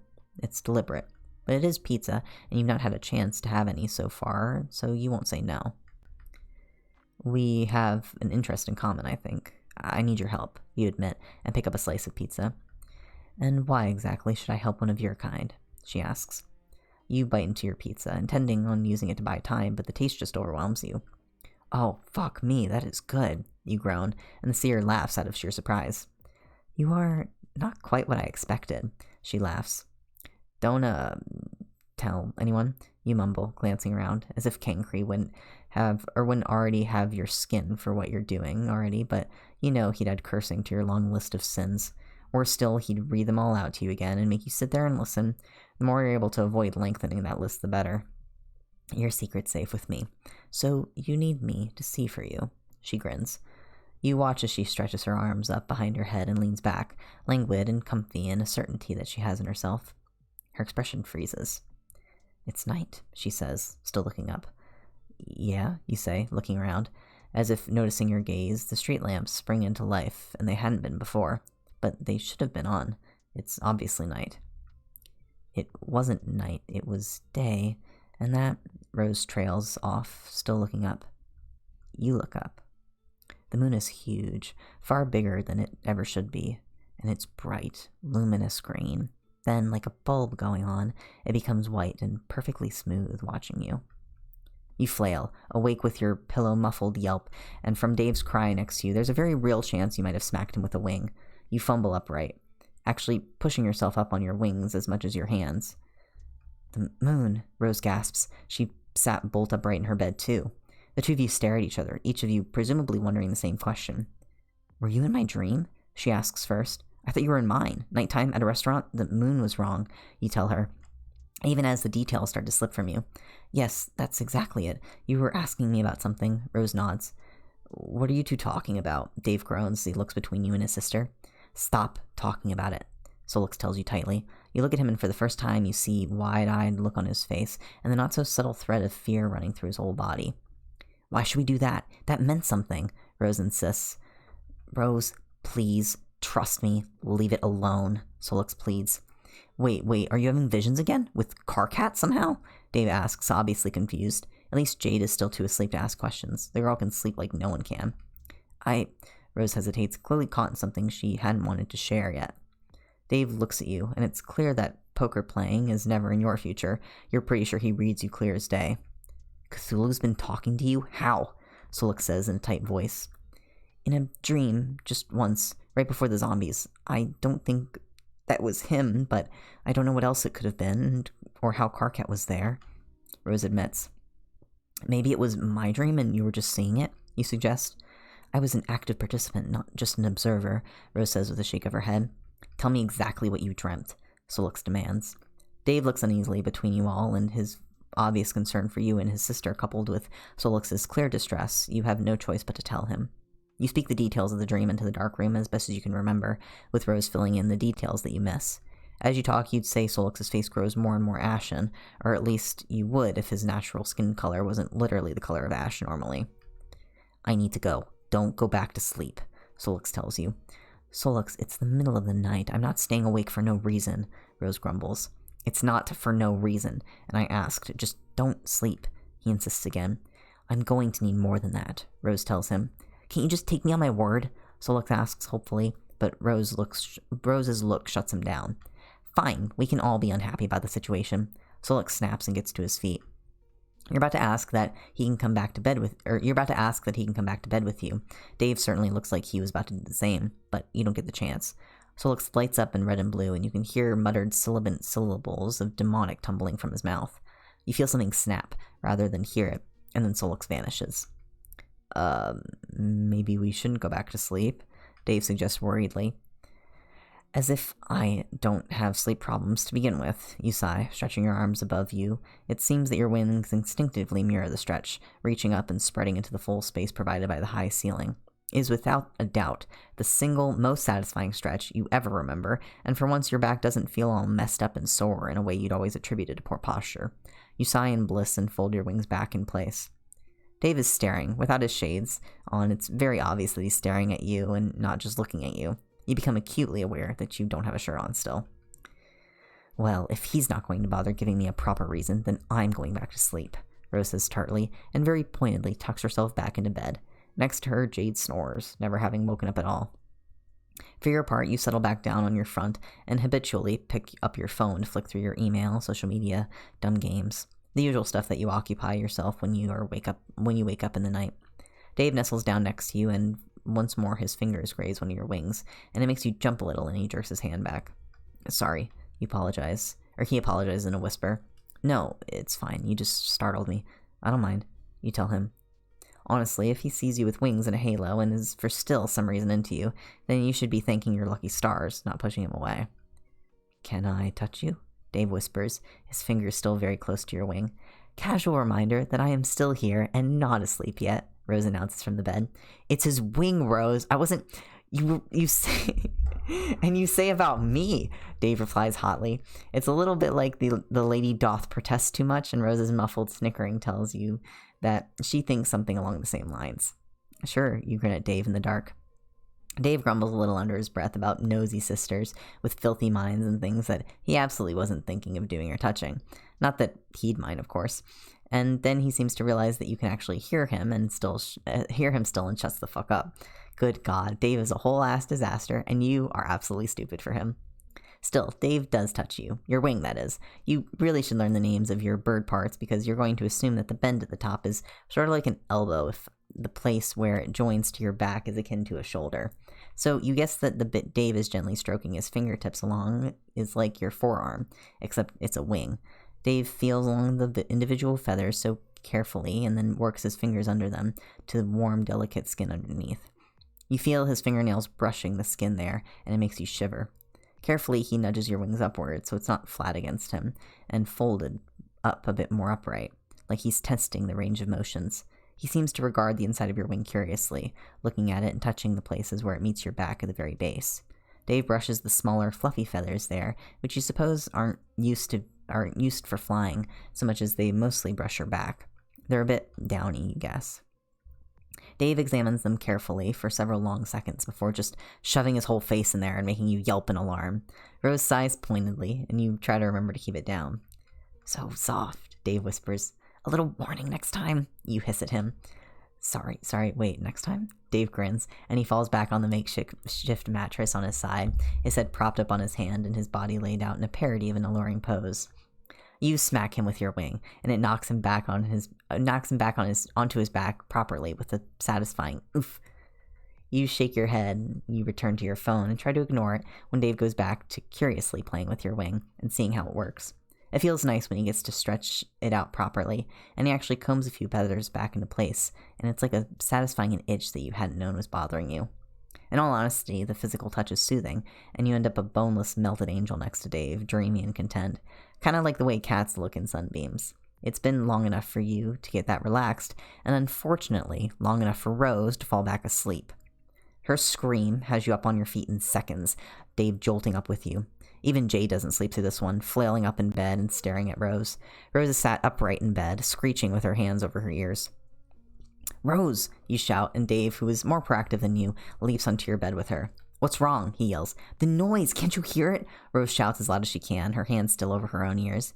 You all shake your head, and then Rose carefully takes her hands away from her ears, and you can see that they're still shaking. It stopped. You couldn't hear it?" Rose says breathlessly.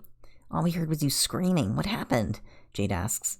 "It was like sirens and music way too loud, or a root canal, but so much louder," she tells you all. You look at your arm. A new red and blue flows over in small and hurried-looking writing. "You fell asleep," you say. Rose stares, her face going from shock to a cold kind of rage. "I am going to kill him," she hisses. "Hey, or you could not do that. I'll talk to him. This isn't cool at all, but maybe don't go back to sleep," Dave suggests a little weakly. "No, you get him back here right now so I can wring his scrawny neck until he undoes this," Rose demands. Wouldn't he need to speak to undo the spoken spell, though? You wonder. You also know Solix can't die permanently, and he's not exactly weak either. You'd also bet that if you don't need to breathe, then there's a good chance that he doesn't need to either. Similar species and what have you. Why would Solix do this? I don't understand. Jade frowns, and you take a second to catch her up, feeling a little bad that you didn't wake her up when all this was going on before. "And now he's cursed me so that I can't sleep," Rose snaps, finishing up your recap for you. "He says he had to do it, and you wouldn't listen. He says it puts you in danger, but he can't say what," Zave says. He's reading off his phone, having messaged Solux when you were explaining. "It's not like this is going to be a forever thing. People die when they don't sleep for long enough, and they go insane sooner than that. Solix wouldn't do that to us. To you. You amend that last part. You probably don't need to sleep. You feel tired, of course, but you've always had sleep problems. Maybe you just started sleeping after the event because it was what people did, and your difficulty with it was because it was unnatural to you, maybe. Or who knows. Maybe angels do sleep and do need to, and this spell actually can do harm to you. You doubt that Solux would do anything to really hurt you. Startle you awake with loud sirens only you can hear, sure, but not drive you nuts or kill you. It's not that I'm not pissed. I am. But he wouldn't do this if it wasn't for a good reason, and I'm going to try to find out what it is. He did ask you not to sleep, and Rose, no, I didn't mean that how it sounded, Dave protests, but Rose has already stormed out. You made it sound like this was her fault, Jade adds helpfully. Thanks, Jade, Dave says through gritted teeth. You want me to? You ask, glancing at the open door. Dave gives you a grateful look and nods. You head out looking for Rose. She's not in the kitchen, but you make coffee anyway and wander to the next place you'd look for a seer hunting down answers to find answers of any kind. You set a mug of hot coffee down on Jake Harley's desk on the blotter so you don't get a ring mark on the dark wood. Rose is glaring at poor Abraxas, who is perched on top of one of her textbooks. She must have fed it to. What about it do you want to... Oh, it's you. Abraxas narrows its little green eyes at you. I'm really sorry about dropping you like that. I wasn't really myself. Or maybe I suddenly was myself again, and it was a big shock. I don't know. You apologize. You're lucky that I don't have ears like you do. Abraxas sniffs haughtily. Enough of this. Give me the information about the moon, Rose demands. Like I said, that's too broad of a topic. There are thousands of references to spells involving the moon, theories involving the moon's historical significance as a source of power in numerous ancient sites, notes on what phase of the moon was in during a specific journal entry, research notes on the moon itself, deities associated with it. Abraxas shakes its head. You're trying to see about the moon because it was in our dream, you ask, Rose. The moon featured in our dream you had before. The last vision I had was on the new moon. It's a new moon tonight, and we dreamt of the moon. It was green and then far too white. It's clearly a running theme, Rose says sharply. A green moon, you say? Abraxas asks, and Rose's focus sharpens again. Excuse me. Nervously, you sip your coffee. Yes, do you have anything on that? Rose asks. A journal entry mentions it. Hold on. Abraxas hums thoughtfully and squirms its way across the room. A book slides out from a shelf and floats above Abraxas. Here we are, it says, and squirms up the desk again, although you don't know quite how it manages it. The book drops onto the table, already open. 30th July, 69. In all honesty, I don't enjoy being right when it's something like this. And all I can say is that I'm glad that it was not up to me there. They called me in to talk to the poor fellow in the hospital bed, all trussed up like a Christmas turkey. My reputation of going to places I shouldn't and tangling with forces that ought to kill me precedes me now, and I really ought to focus more on academia again, or else I'll end up like that poor soul. Michael Scott, that's his name, and I really should say it. The moon has been the power source for magic since there were things to look at it. No one should have ever gone there. We were warned, but don't touch that has never been the thing man has been able to abide, is it? So many gods are tied to the moon that I don't see how I can be much help. I told him to try for details, so he told me details. On the 16th, he, Buzz Aldrin, and Neil Armstrong launched off the Earth to the eye of millions. It was all fine, but the closer they got, the more their tech went haywire, but they'd expected that after the Russians had found the same problem and smashed their toys up against the moon. Honestly, I think Michael is as magically inclined as a potato, but he's a smart man, and he was taught well. He said they landed. He said they were meant to wait, but they were too eager. The first men on the moon, you see. I do feel for them there. When they opened the door, the moon was green, which is absurd because it isn't. Michael said they were excited, thought it might be some sciencey thing to do with color refractions of the atmosphere. Neil and Buzz stepped out.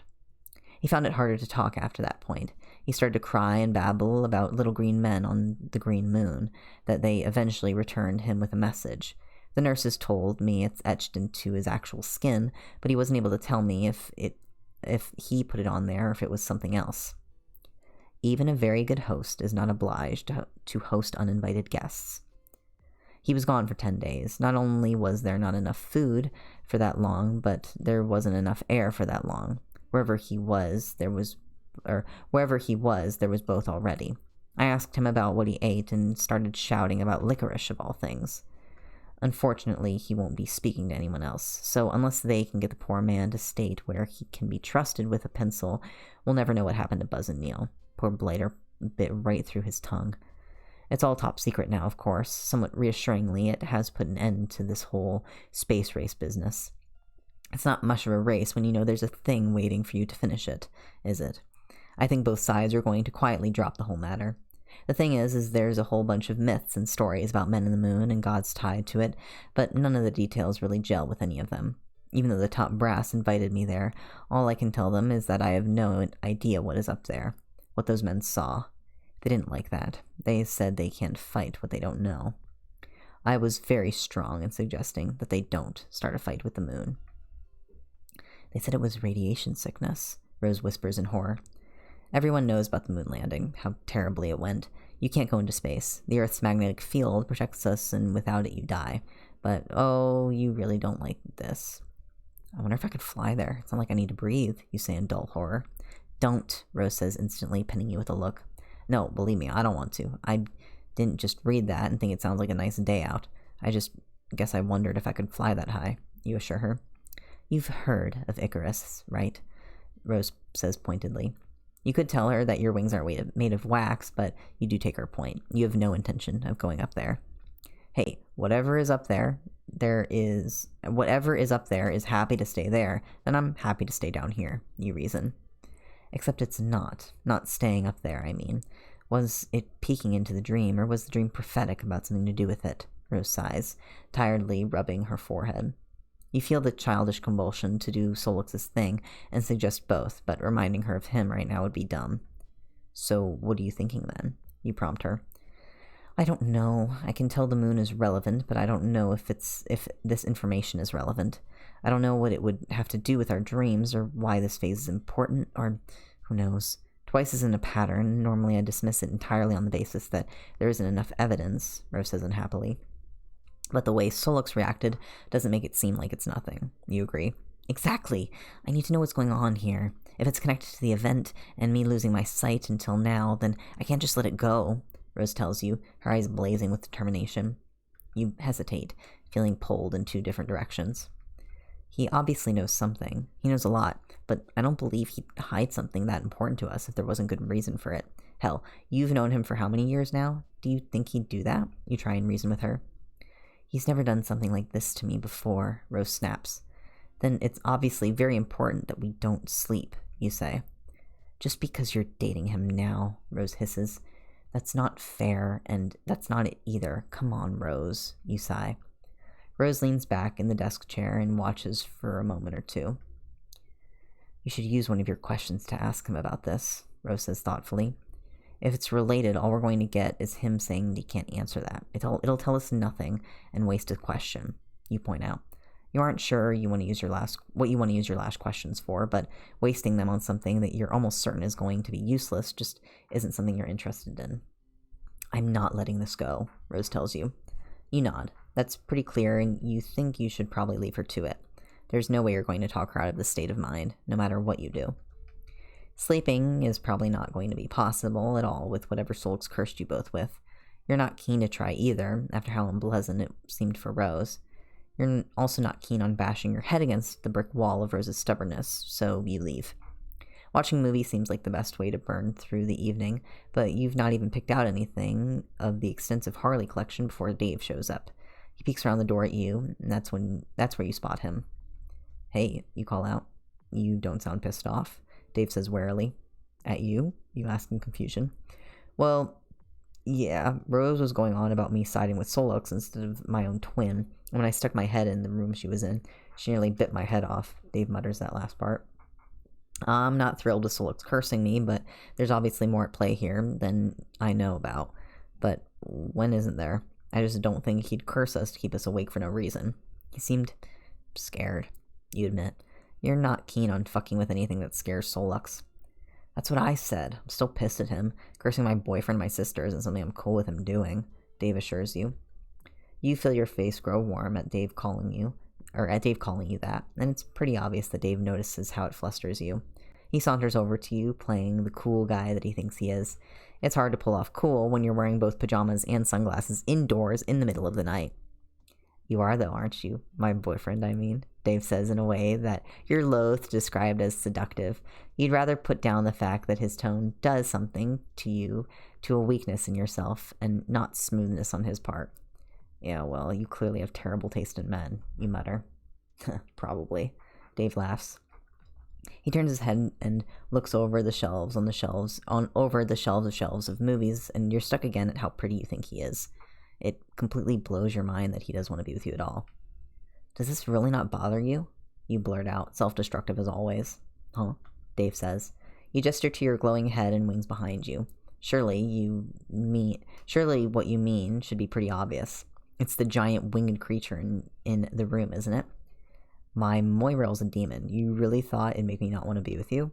Dave says. You shrug. It turns out that when you have wings, they do somehow shrug too.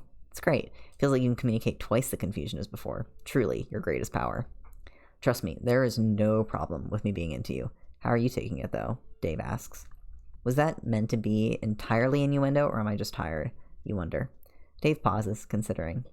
Yes, he answers unhelpfully. Seriously, though, you finally know what you are now, and it's had a little time to sink in. What do you think about it all? Dave asks as he goes back to being serious. You sigh and climb onto the back of the sofa, as Dave gives you time to think and puts up a pretense of looking over the movies. Mixed, I guess. This isn't something I would have chosen to be, and I can't say that I'd happily serve the deity that I seemingly have to. Kenkri was an asshole, and according to Matuna, all angels are like that apparently. It's a small consolation that he pretty much told me I'd have been a shit angel. Too much trying to help people and not enough holier than thou, you say bitterly. It's probably why you and Solix got together, though. And you get to fly. That's pretty cool, Dave points out as he pulls some movies off to the shelf. I'm not sure I can call falling from a building, flailing through the air and crashing into a tree really flying, you grumble. You'll probably work it out better when you're not terrified in a storm. I'm sure Solix would teach you, Dave suggests. He's right, of course, partly because you're pretty sure Solix would enjoy flying with you, but also because he'd get to mock you as you learn and then compete with you afterwards. I guess, you say. But, he prompts you as he crouches down and puts whatever DVD he chose into the player. Like I said, it's not what I wanted. I'm also pretty sure that this isn't what I'm supposed to be doing either. I don't like how that'd turn out for me if I got caught and punished. I'd probably fall, end up as a demon, you tell him.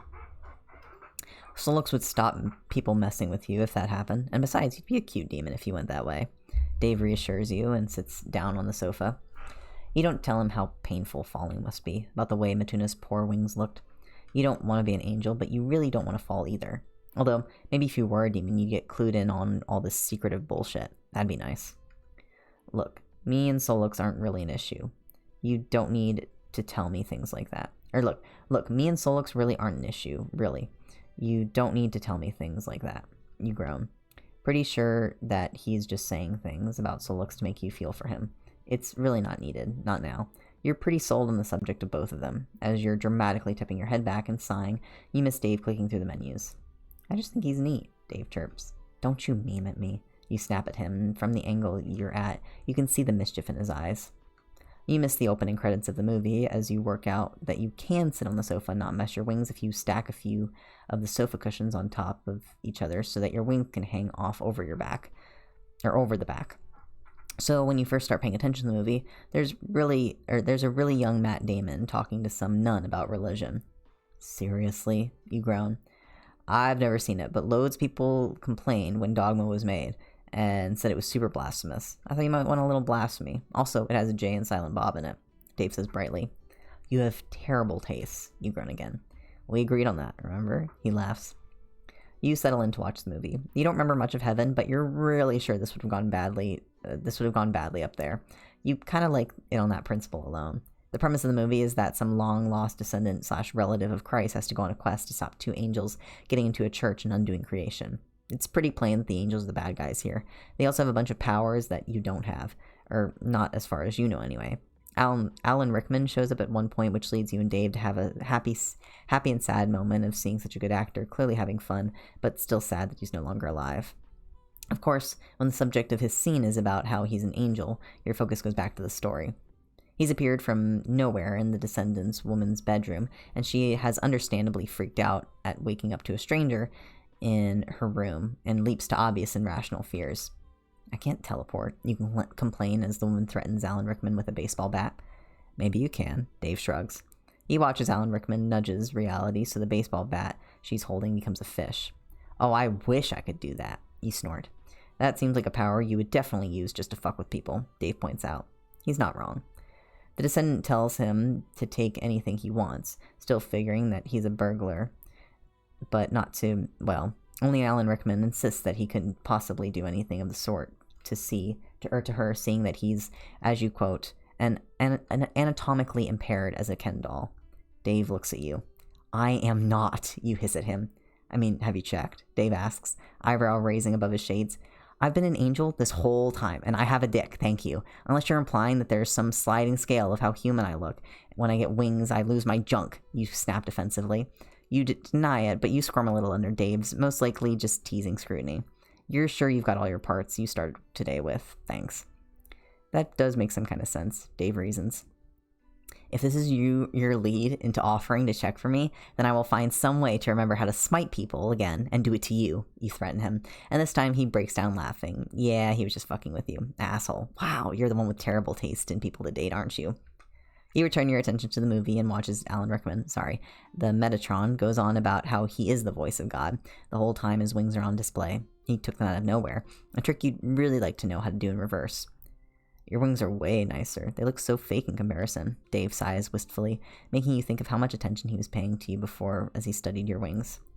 Unless there's something I don't know about Alan Rickman, they are fake in comparison. They're not smaller, though.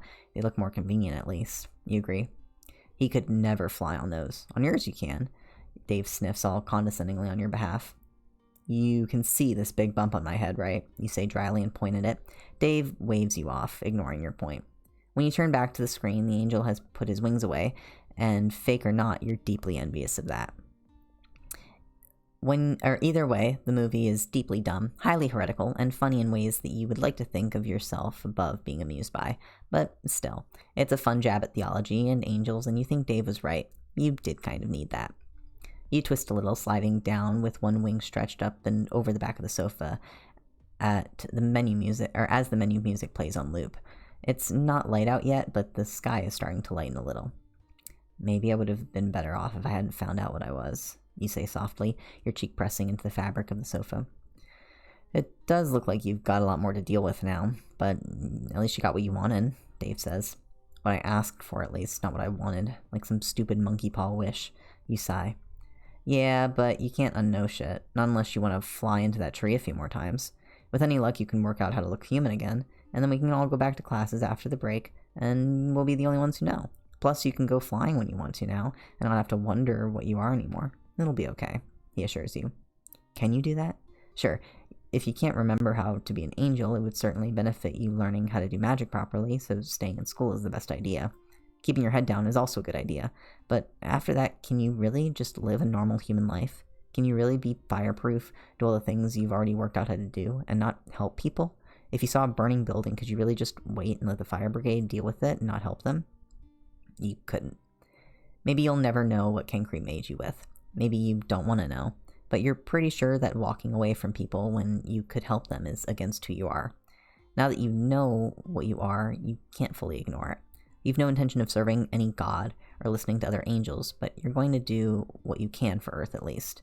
If they damn you, then... or if they damn you for it, then so be it. Chapter ends. Bada bing. Bada bing, bada boom. We got angel stuff this chapter. Chapter done. A lot of info this chapter.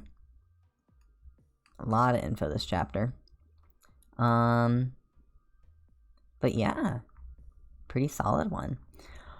Oh, I'm tired. I was starting to lose it a bit at the end. I think I'm a little tired guy. Even though the chapter today wasn't too long, at least compared to the other ones. What's tomorrow's chapter length gonna be like? He can be your angle. True. Oh, a little shorter tomorrow. Fun. Flirting with disaster. Oh boy.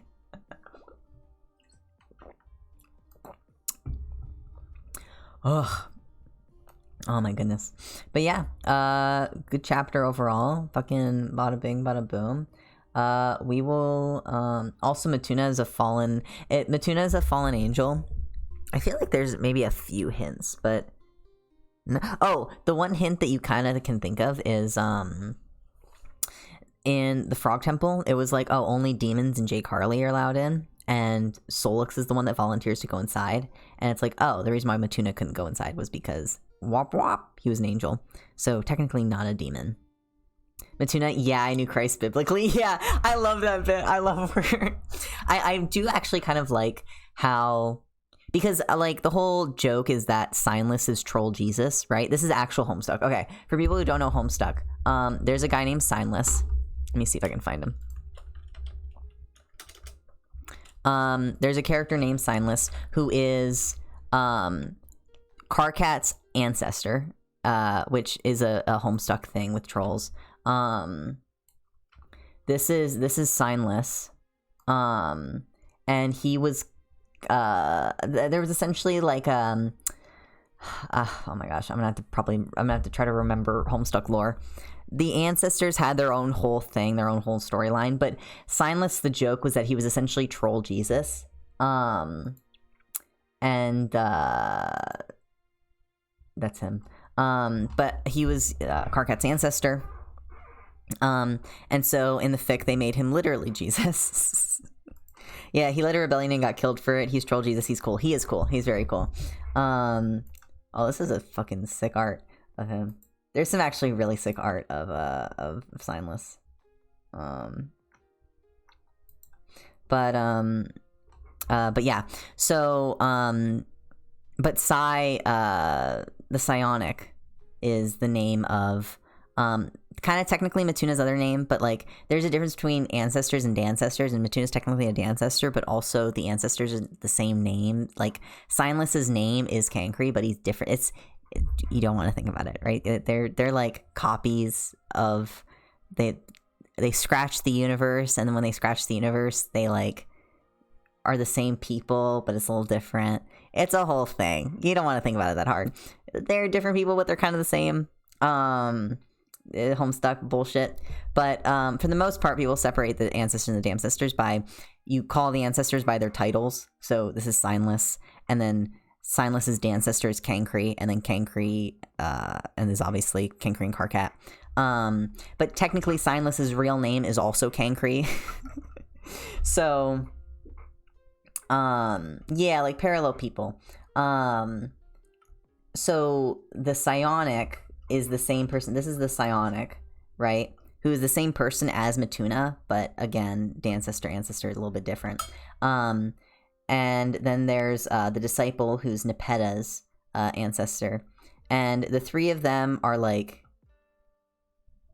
gay people. They're like gay people. They're very gay people, and I love them for it. But they're focusing on Matuna. Obviously, in this case, it's Matuna and Silas, but Matuna and Psionic, pretty much same character. So yeah, it's fun. It's interesting. And they reflect it. They're probably cool. The thing is that almost every Homestuck, something that I love about Quadrants is how Homestuck has like poly relationships essentially built into their culture. It's great. Though at the same time, the whole thing that I don't know if this is fanon. Wait, is it not canon? Oh my god, I've like had it canon in my brain for forever. Is that not canon? Maybe, you know what? That's MC Escher, like completely taking over my head. I'm 99% sure the Polykill is almost completely fanon, but I've never seen it. That's so funny because that's okay. MC Escher has just rewrote reality to me. So wow, that is crazy. But yeah, they are all gay and in love. And you know what, Andrew Hussey, if he didn't make that canon, he can go fuck himself.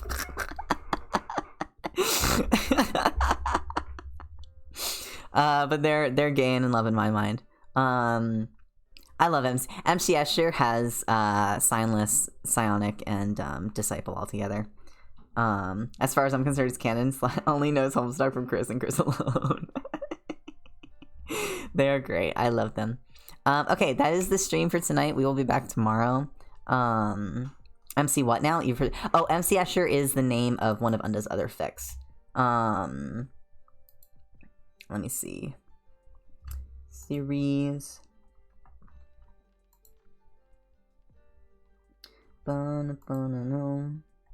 This is MC Escher. MC Escher is one of a different fic. It's basically it's much closer to Homestuck than Alternate Universes. It's kind of like a different version of Homestuck, with some different characters, but it's also like a Soulmates AU. I love MC Escher. MC Escher is great. And it's mainly a Dave Cat fic. And they have like Spurb and stuff, which is again Homestuck stuff. I don't recommend MC Escher for people who haven't read Homestuck because it's very, very Homestuck at like the halfway point onward because they go into Spurb. Spoiler alert, not really spoiler alert, it's in the tags. The pic is literally Signless, his mom, his girlfriend, his best friend. Yeah, alright, Hussey. Yeah, but like best friend, like wink. Like wink wink, you know what I mean? Best friend capitalized. Like me who read MC Escher before Homestuck. Wow, really?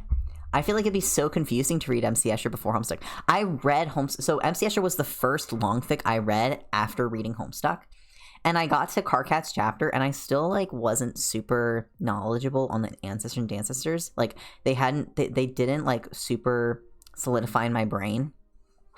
So I remember reading Karkat's chapter, not this one, chapter 3, where he's at home with his family, and it's just everybody at once, and I was like, who the I was like trying so hard. I kept looking up names. I kept having to like look up names and stuff because I was like, oh, I don't know. There's so many characters here. So, oh my god. And then you get later into it. I can imagine reading, though, to be fair, MC Escher is better than Homestuck. I think when I heard Spurb, I was like, okay, it's Homestuck, and kind of gave me an idea. Yeah. I get what you mean. Me who read copious amounts of Dave Cat fics before I even touched Homestuck. Wow, really? Interesting. I love the Dance Sisters for what they could have been. They all suck in canon so bad. The only Dance Sister I like...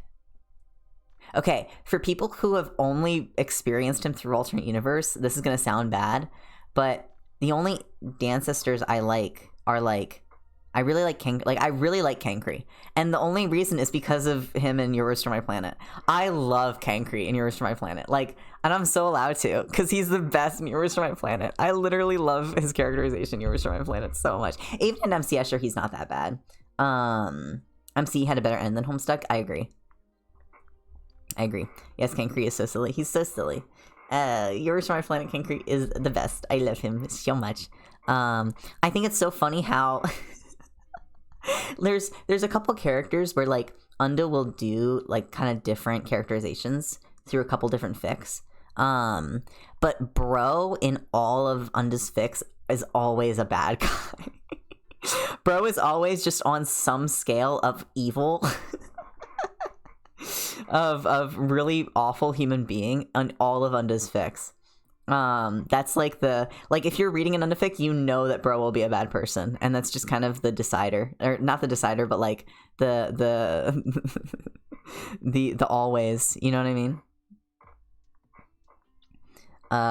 Also, I had no idea who looked like what before I read Homestuck. I read MCU, then AU, and then and midway through DBDC.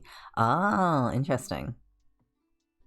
I really delayed reading it. To be fair, I would too. Homestuck's a nightmare to read. Your Wish for My Planet, Kankri came down and started healing my issues. Kankri and FC Escher is an annoying older brother, and that's so funny to me. It really is. It really is. Hi, Deficient. But yeah. So, but I love all of Unda's fics. And I think it's, like, again... though, to be fair, okay, because I'm talking about Fall of Rome again. I thought that the most evil of Bro Striders that I've seen... before reading Fall of Rome was MC Escher. Like, that was the most hated, that was like my least, like not least favorite, but like that was the interpretation of Bro Strider that I hated the most, because in MC Escher he's awful. He's so fucking awful. And then you get to Fall of Rome and you're like, oh fuck, somebody can write Bro Strider as a worse person, and it's commendable. It is commendable. How much of a worse person you can make Bro Strider. In Fall of Rome, oh my god. Jesus fuck. I'm like, my goodness, no thank you. He's such a piece of shit. God, there are like bro scenes from MC Escher that are seared into my brain. Yeah. The one scene that I always come back to in my brain for Bro and MC Escher was when he straps Dave to the fucking telephone tower, or the telephone pole on top of the roof after Dave gets his soul mark. Like that scene is so visceral in my mind because it was just so brutal. I was like, I remember reading that and I was like, holy fuck. God damn. Like, my goodness. Because just Bro and MC Escher was so fucking insane. Question, is there a specific Discord server that'd be good for Homestuck Moral Support? The only Homestuck Discord that I'm active in is Unda's Discord server. Unda has a Discord server that has like a Homestuck general chat, but then it also has chats for every fic channel. But you probably want to avoid the fic channels because there's spoilers for newer stuff, or for all the stuff. Really. You Can't Create so interesting to me, but he also sucks so much. True. I think it's kind of... I can't talk about him in depth without spoilers. Oh, maybe I should join Unda server? You can't. I could throw the little link in the... Let me see. Okay. I will grab the link to Unda's Discord and I'll throw it in the chat. But if you guys want to...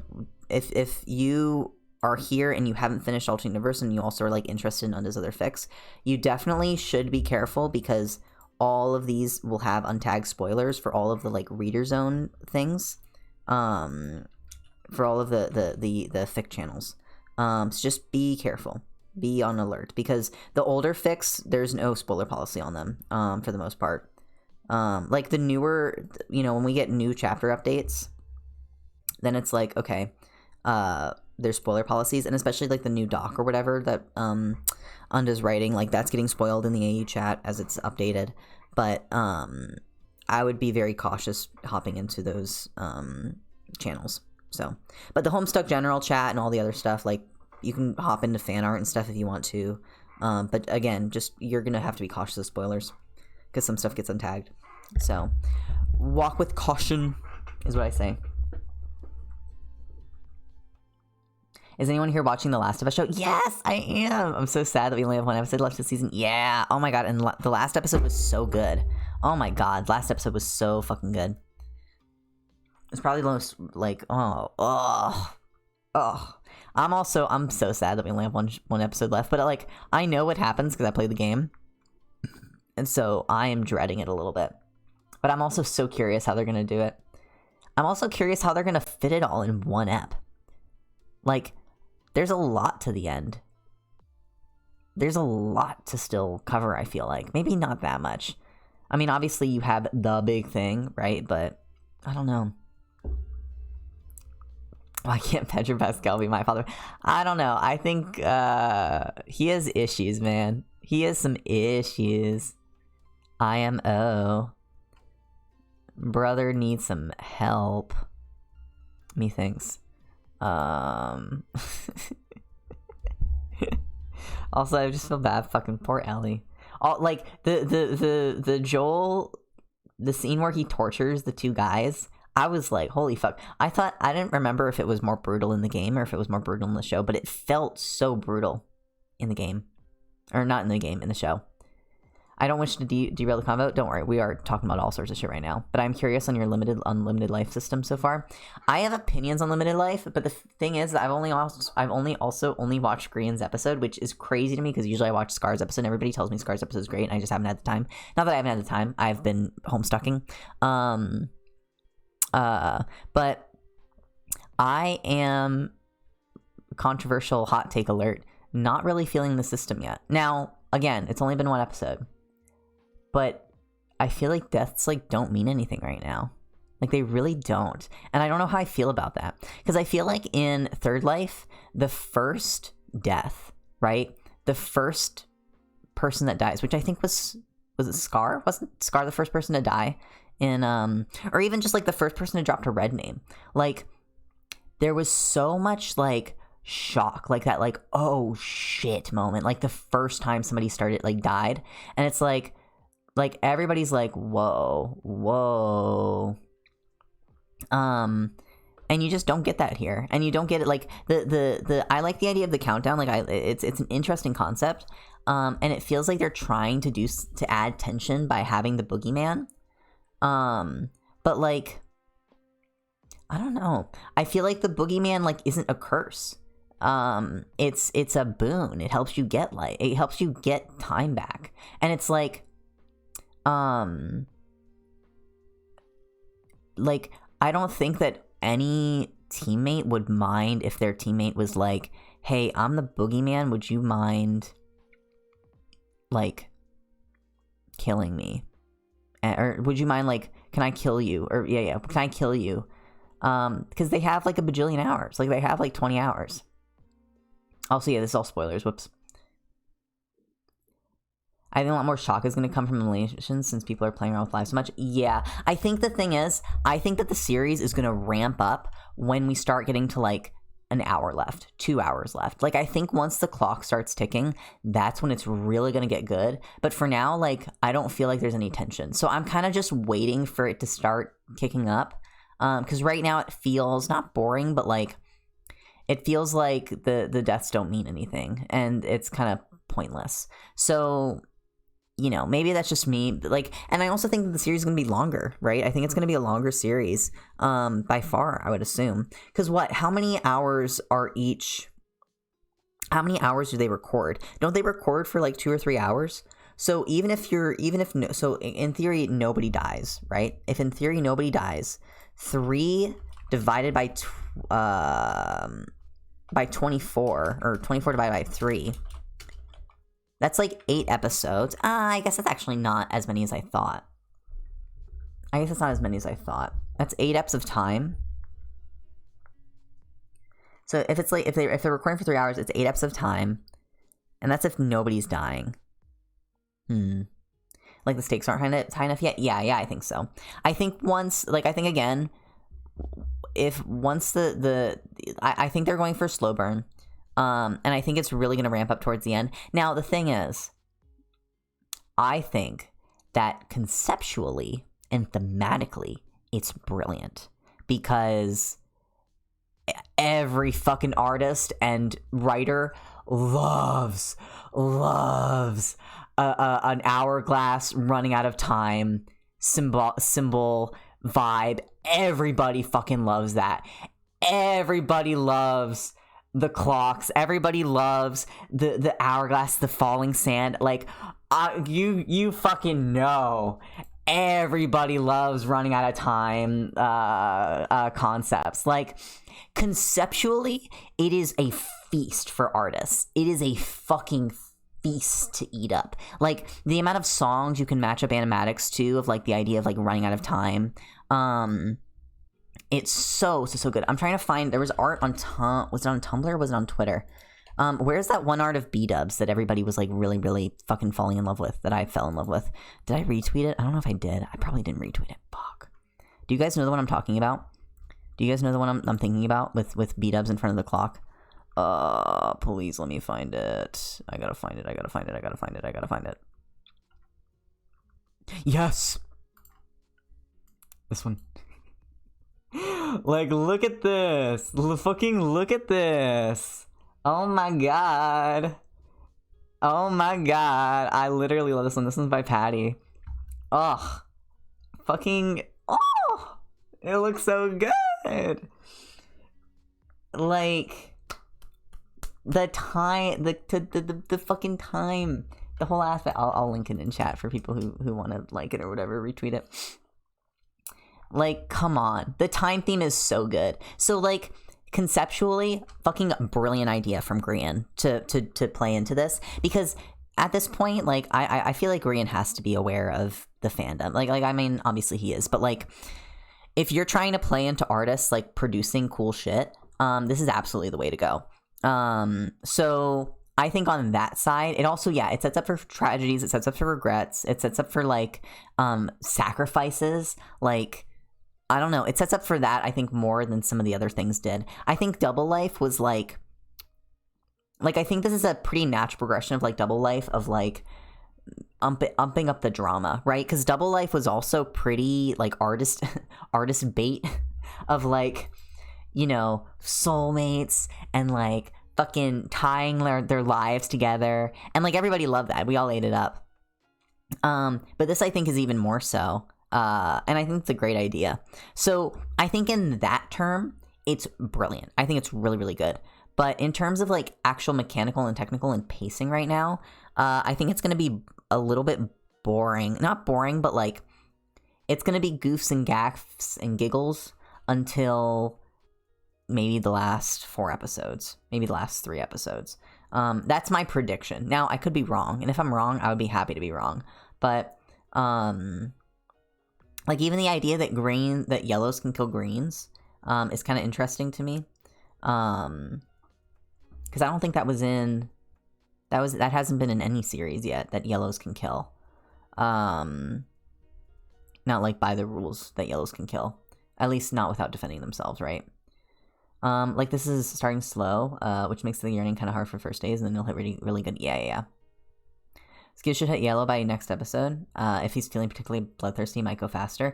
Yeah, I think the idea of, like, falling to yellow and, like, killing to scrape your way back up to green is kind of cool. I kind of like that. Like, I like that idea of, like, will a yellow be wanting to survive so hard that they will actively seek out greens, you know? I cannot wait because the boogeyman doesn't seem like a major, but it does. Yeah, I think the boogeyman will be more important as time goes on. And I also think, like, I think that the boogeyman is going to be more of a blessing than a curse. It really is. It's more of a blessing than a curse, especially later on, because it's going to give you more time. Yeah, see, and that was another thing. I thought that the re-rolling the boogeyman was funny, but it goes to show it was a very clear example of kind of how, like, the lack of tension of of the first episode. Like it kind of put the flaws on display right away of how it was, because it was like what do you call it? Like Green was just so willing to keep re-rolling Boogeyman to you know, add more tension. But and like that would have never happened in Last Life, right? Because they just can't pass that many lives around. But with this, everybody has, in theory, like how many people there are? There are like 10 episodes. There are like 10 people. There's like 240 hours or something, right? That can be passed around. No, am I crazy? Am I doing my math right? 10 times 24, 240. Yeah. So, you know, deaths can be kind of passed around. He's at 14, so even more, right? So like that's a lot of deaths that you can in technicality do. So re-rolling the Boogeyman 2 more times doesn't really, you know, matter.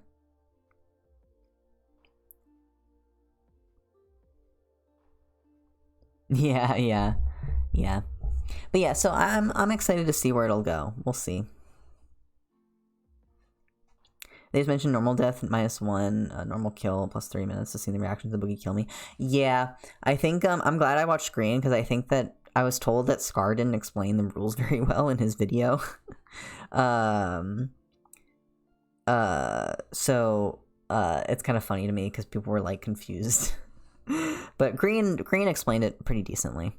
So, but also at the same time, if you're watching Scar, you're used to being confused. That's just how he is. Have you yet to watch Scar's episode yet? I've heard it's really good. I've heard that the whole clockers, that's what they're calling themselves. I haven't actually seen the joke or the bit that leads up to that, but that their group is like really funny. But I watched the Bad Boys. I thought the Bad Boys little bit was also really funny. I thought it was so funny. I'm such a sucker. I like you have the aha bit made me lose my shit in Last Life. Oh my god, I laugh every single time I rewatch the aha bit. It's so stupid, but it's the funniest thing. So when they were doing the bad guy stuff, that like it was kind of the same thing, or the Bad Boys, yeah. But they still were like clever about it, and it was pretty funny at points. Not all of it hit, but some of them did hit. Though at the same time, not all of the aha stuff hit. So, you know, you sometimes hit and you swing, and sometimes you miss, but sometimes you get a home run, and most of those were home runs. They were pretty good.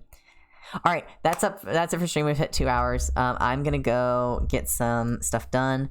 You all have a lovely rest of your night. We will see you guys 9 p.m. EST tomorrow, as usual, for the next chapter, chapter 19. Are we officially? No, we're not more than halfway through. We're getting close. We're getting close to halfway through. Holy cow, that's crazy, right? But yeah, have a lovely, lovely day, y'all. Lovely night, wherever you are. See ya. All right, bye-bye. Bye-bye.